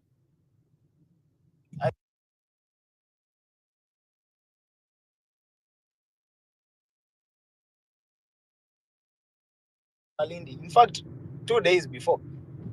Na nimekaa hapo, sasa leo siku ya pili naenda kukaa hapo nitulie. Kesho niamke tufanye hiyo kazi. But because people want to use lies, they lie every now and then more than Ruto himself. Wanafanya tunaanza kusambaratisha hii movement. Na sisi tulisema wacha tuachane kukua na party ama sijui. Let us be partyless venye tulikuwa, even as much as watu wanatu criticize ati tukikosa leaders sijui we'll end up in a ditch. I don't know, but we can mobilize ourselves. So mimi nimeambiwa nilipanda ndege, nililipiwa na gava nikuje nifanye huko civic education kionekane bado nafanya. Mimi nililipiwa hotel na government ndio nikuje Mombasa nifanye civic education, but because on that group tumesema kila evidence iletwe, we are waiting for tomorrow. We've given the guy 24 hours to come and table evidence. Yeah, 30th on 30th September 2024 at 9 p.m. I received 200,000 somewhere. Because mimi nisha table evidence nikasema hii siku mtu fulani alikuwa ameshikwa na mimi ndio nilikuwa huku nikizungukana nikifanya space, host space tukitafuta placards kuja tukutoe huko. Hadi niko na videos. Umesema Baha alitaka kurep mtu kwa ofisi ndio maana alitolewa. Umesema Joshua, mimi na sijui nani tulikuwa ina meeting kwa boardroom na tukasema tuende tupewe pesa. Yani you always bring lies after lies. Lies after lies. Kasongo Junior wewe. Thank you Redemptor. Wow. KOT Sonko, nakumbuka that day as if it is yesterday. Ukiitisha pesa ya kuprint cards, naenda wapi? Anyway, we won't go there. All I'll say is please be safe, whatever you're doing. And I always tell Kenyans, once you see evil, you cannot unsee it. So to every young person who's been out here, you will make mistakes. Mutawekelea bet in the wrong place. Na kwa wale mshawekelea bet, mkubali hiyo pesa imekunywa maji. Kama mliekelea the wrong place, mulisaidia wananchi. Dr. Milton, you're hearing this for the first time. I did not plan for this. This is unscripted. Joshua has dropped. KOT is on the road, and I think we need some wise counsel from you so that we close the space. The young people have poured out their hearts, which is what they do. That's the difference between that generation and our generation. Our generation is, I remember the first time I was called a mole. I remember when KOT Sonko was called a mole, and he would come to space and almost beg people, see, I'm only 24 years old. When did I do this? It's like he really wants to tell people that I've been doing this for the goodness, for the love of country. That is what comes with being young. You're young, you're trusting, you're naive, but then again, you have a mission. Dr. Milton, a word to all the young people and even all the Kenyans who are a bit disillusioned about the play, the politicking that is going on, the manipulation, the buying, the enticing, the dangling of carrots. Before doctor comes, tafadhali. Okay. Dakika moja kabla the good doctor akuje. And the reason why I was very silent is because and I didn't want to go into details is because somebody like KOT has really done well, and he means well. From where I sit, we've held spaces with KOT, and KOT ameguzia story moja on how you remember very well, Redemptor, when our friend Murara got arrested, and we spent that entire night calling out Kenyans and everything. But even before that, the red flags were there. But nakumbuka tukiambia watu kwa platforms, let us not dwell on that story. Let us focus on, first of all, getting our fellow Kenyan out of trouble. But this is it, Redemptor.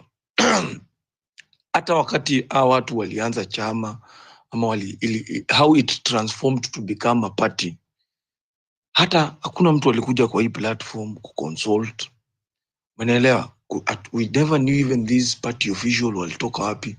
It was just ni kitu tu ilikuja tu.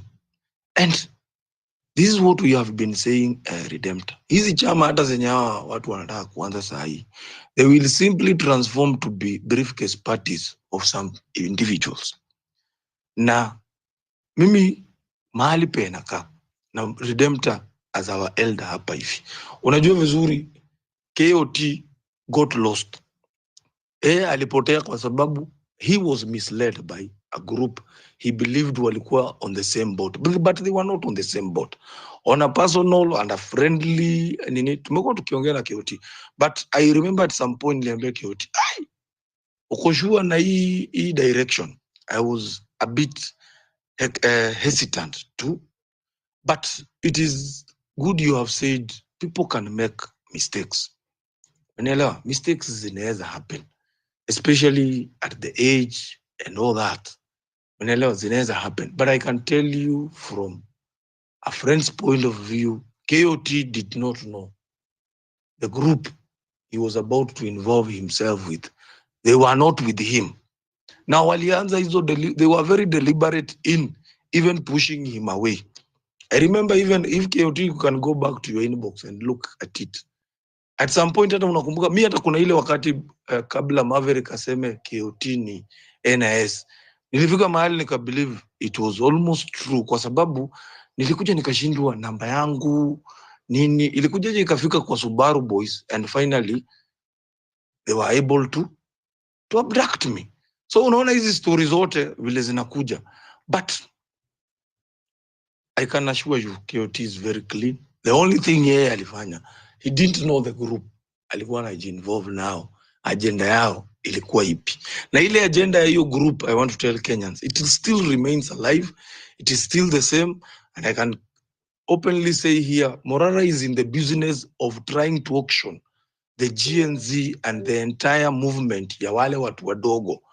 His aim is to negotiate with the state eventually. Yeye amewekwa pale kuhakikisha ya kwamba atajifanya anapinga serikali, lakini the end game huko mbele ni kuhakikisha ameitumia hiyo. Don't be surprised by Morara being appointed a PS or a CS anytime in future. It will happen because he's doing the dirty game for the government. And these are the narrative we should be very careful with. Lazima tujichunge, lazima tujue ya kwamba ni nchi tunapigania. Hizi vitu ndogo ndogo zitakuja hapa katikati. Money will be there. This country has been looted. Billions have been looted. So the bloggers na watu wenye wana influence, hiyo it is a drop in the ocean kwa ile kitu yenye wako nayo to give for them to distort and make sure the whole movement is confused. So let us look at the bigger picture.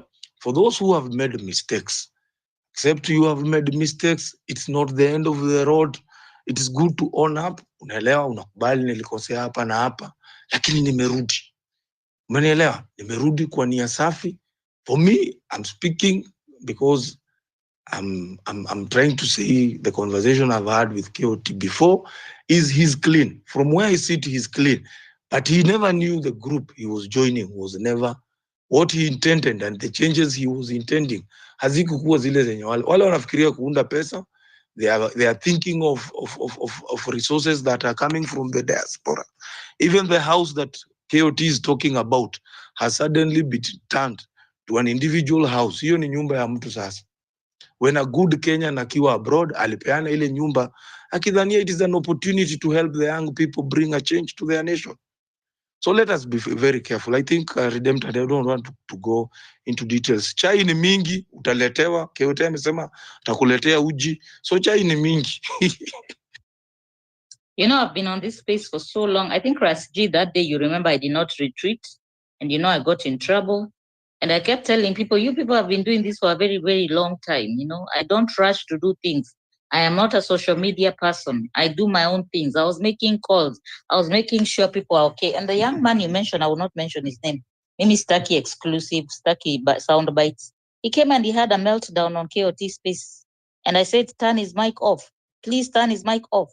Because I could see he was having a breakdown. He was going through trauma. But people came and said, you know, you've lost an opportunity for someone to come and tell you data activist unacheka. Ulikuwa hapo.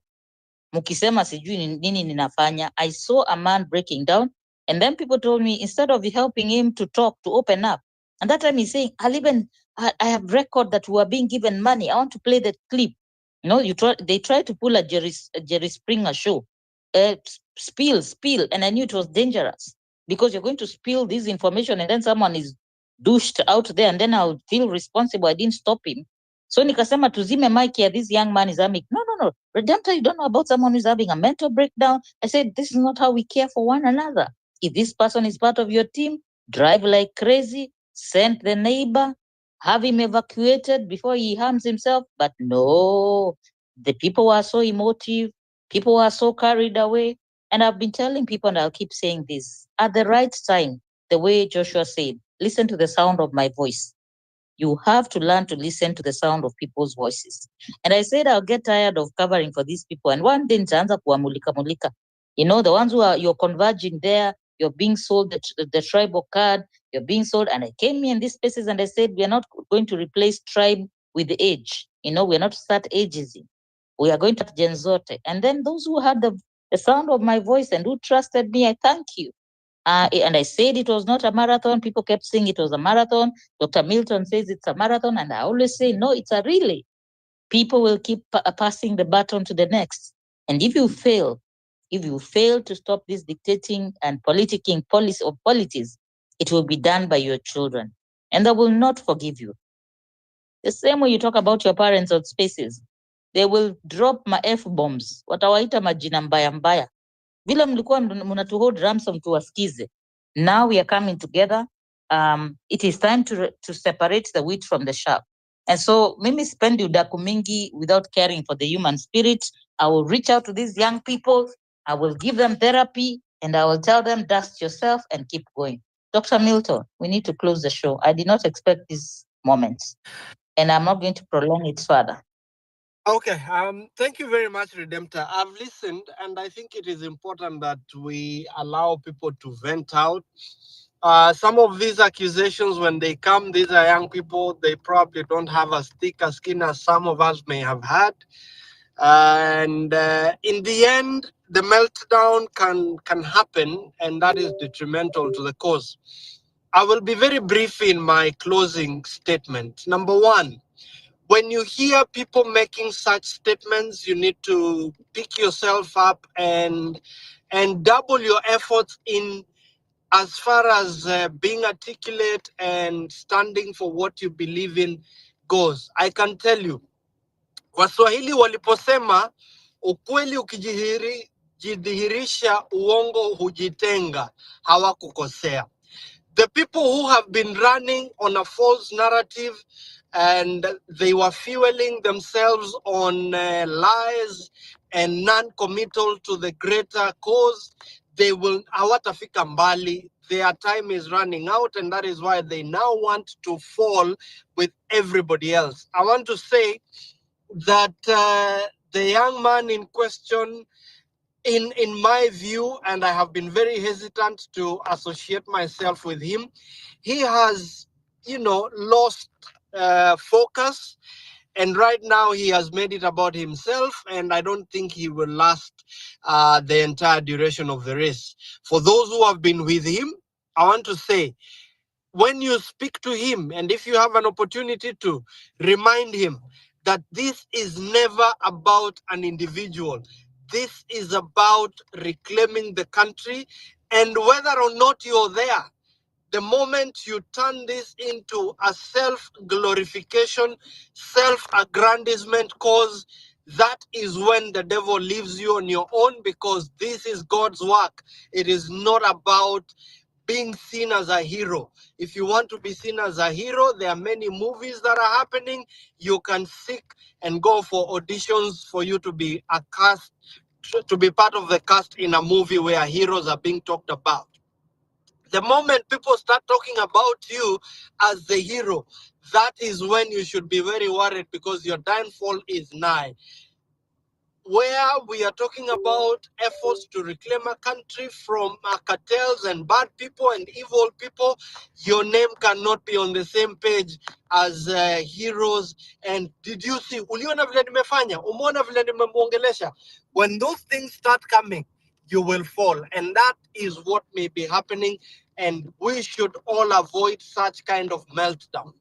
My second point, about the Center for Litigation, Public Interest Litigation and Advocacy for Good Governance.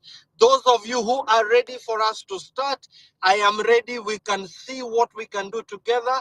The young lawyers that are coming up, even before you graduate from the KSL, please come together. There are many, many issues that affect the citizens of the Republic that require to be litigated upon. We need researchers, we need legal researchers and writers to be able to draft the applications and petitions, as many as they can be.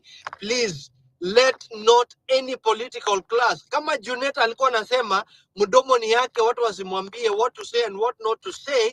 I want to tell you, the office of the citizen is one that you got by right. The moment you were born, ulizaliwa as an occupant, as a holder of the office of the citizen, which is more powerful, and nobody can gag you. Lakini, I want to remind you people, remind Junet and Joho, that the moment they accepted to hold a public office, that is the moment they gave up their right to speak their own mind. They can only speak their own mind when they are consulting their boss, who's the citizen. But every time they open their mouth, they are expected to speak from the citizen's corner. So, Junet hiyo kiburi anatuambia ati mdomo ni yake, mdomo si yake. Mdomo ambayo ako nayo ni ile ambayo amepatiwa na Wakenya. And that is why the Kenyan people came up with a whole chapter on integrity and leadership, and we even have an act of parliament following to that. So for anybody to come and tell us mdomo ni yake na yeye ni member of parliament, huyo mtu anafaa kukumbushwa that hana mdomo yake, mdomo ambayo kama anataka kutumia mdomo yake kuongea vibaya na upuzi, atoke katika hiyo ofisi ya bunge, so that wale ambao wataongea sauti ya mwananchi waweze kutumia hiyo mdomo. So we need to remind the likes of Joho and Junet that they are no longer entitled to their own opinion if they cannot listen and speak what Kenyans want them to speak.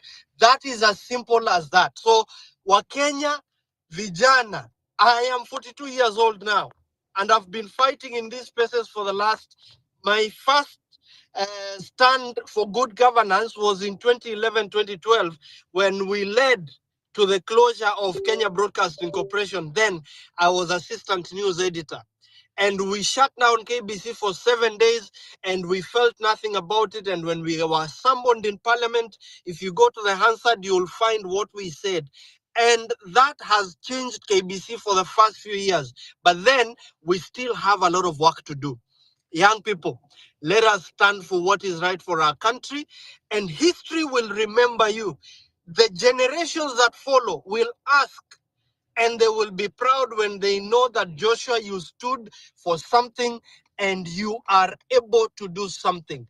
Hii mambo ingine being gagged and being paddocked and balkanized into hero worship, the days of hero worship political ideologies is long gone. Right now, the more we are, the better for us. We don't want hero cult heroes. What we want are collaborators of good governance and collaborators of a vision where collectively we are better off, and not a few individuals taking advantage of the masses they can convince and persuade for them to be invited to the high table. The high table is one where the entire Republic of Kenya and every citizen has a right to sit on the high table, not because they are sitting in State House, but because of the welfare of their children. Their children can go to school the same way anybody else can. Their children can have better healthcare, and their families can also have a bread. Tunasema kimtaa, kitunguu pia inaweza nuka kwa Mkenya yeyote. We don't need to go to State House to enjoy a proper meal. What we need are policies and services that the Constitution enshrines under the Chapter 4 of the Constitution and Article 43 on the social and economic rights of the Kenyan people.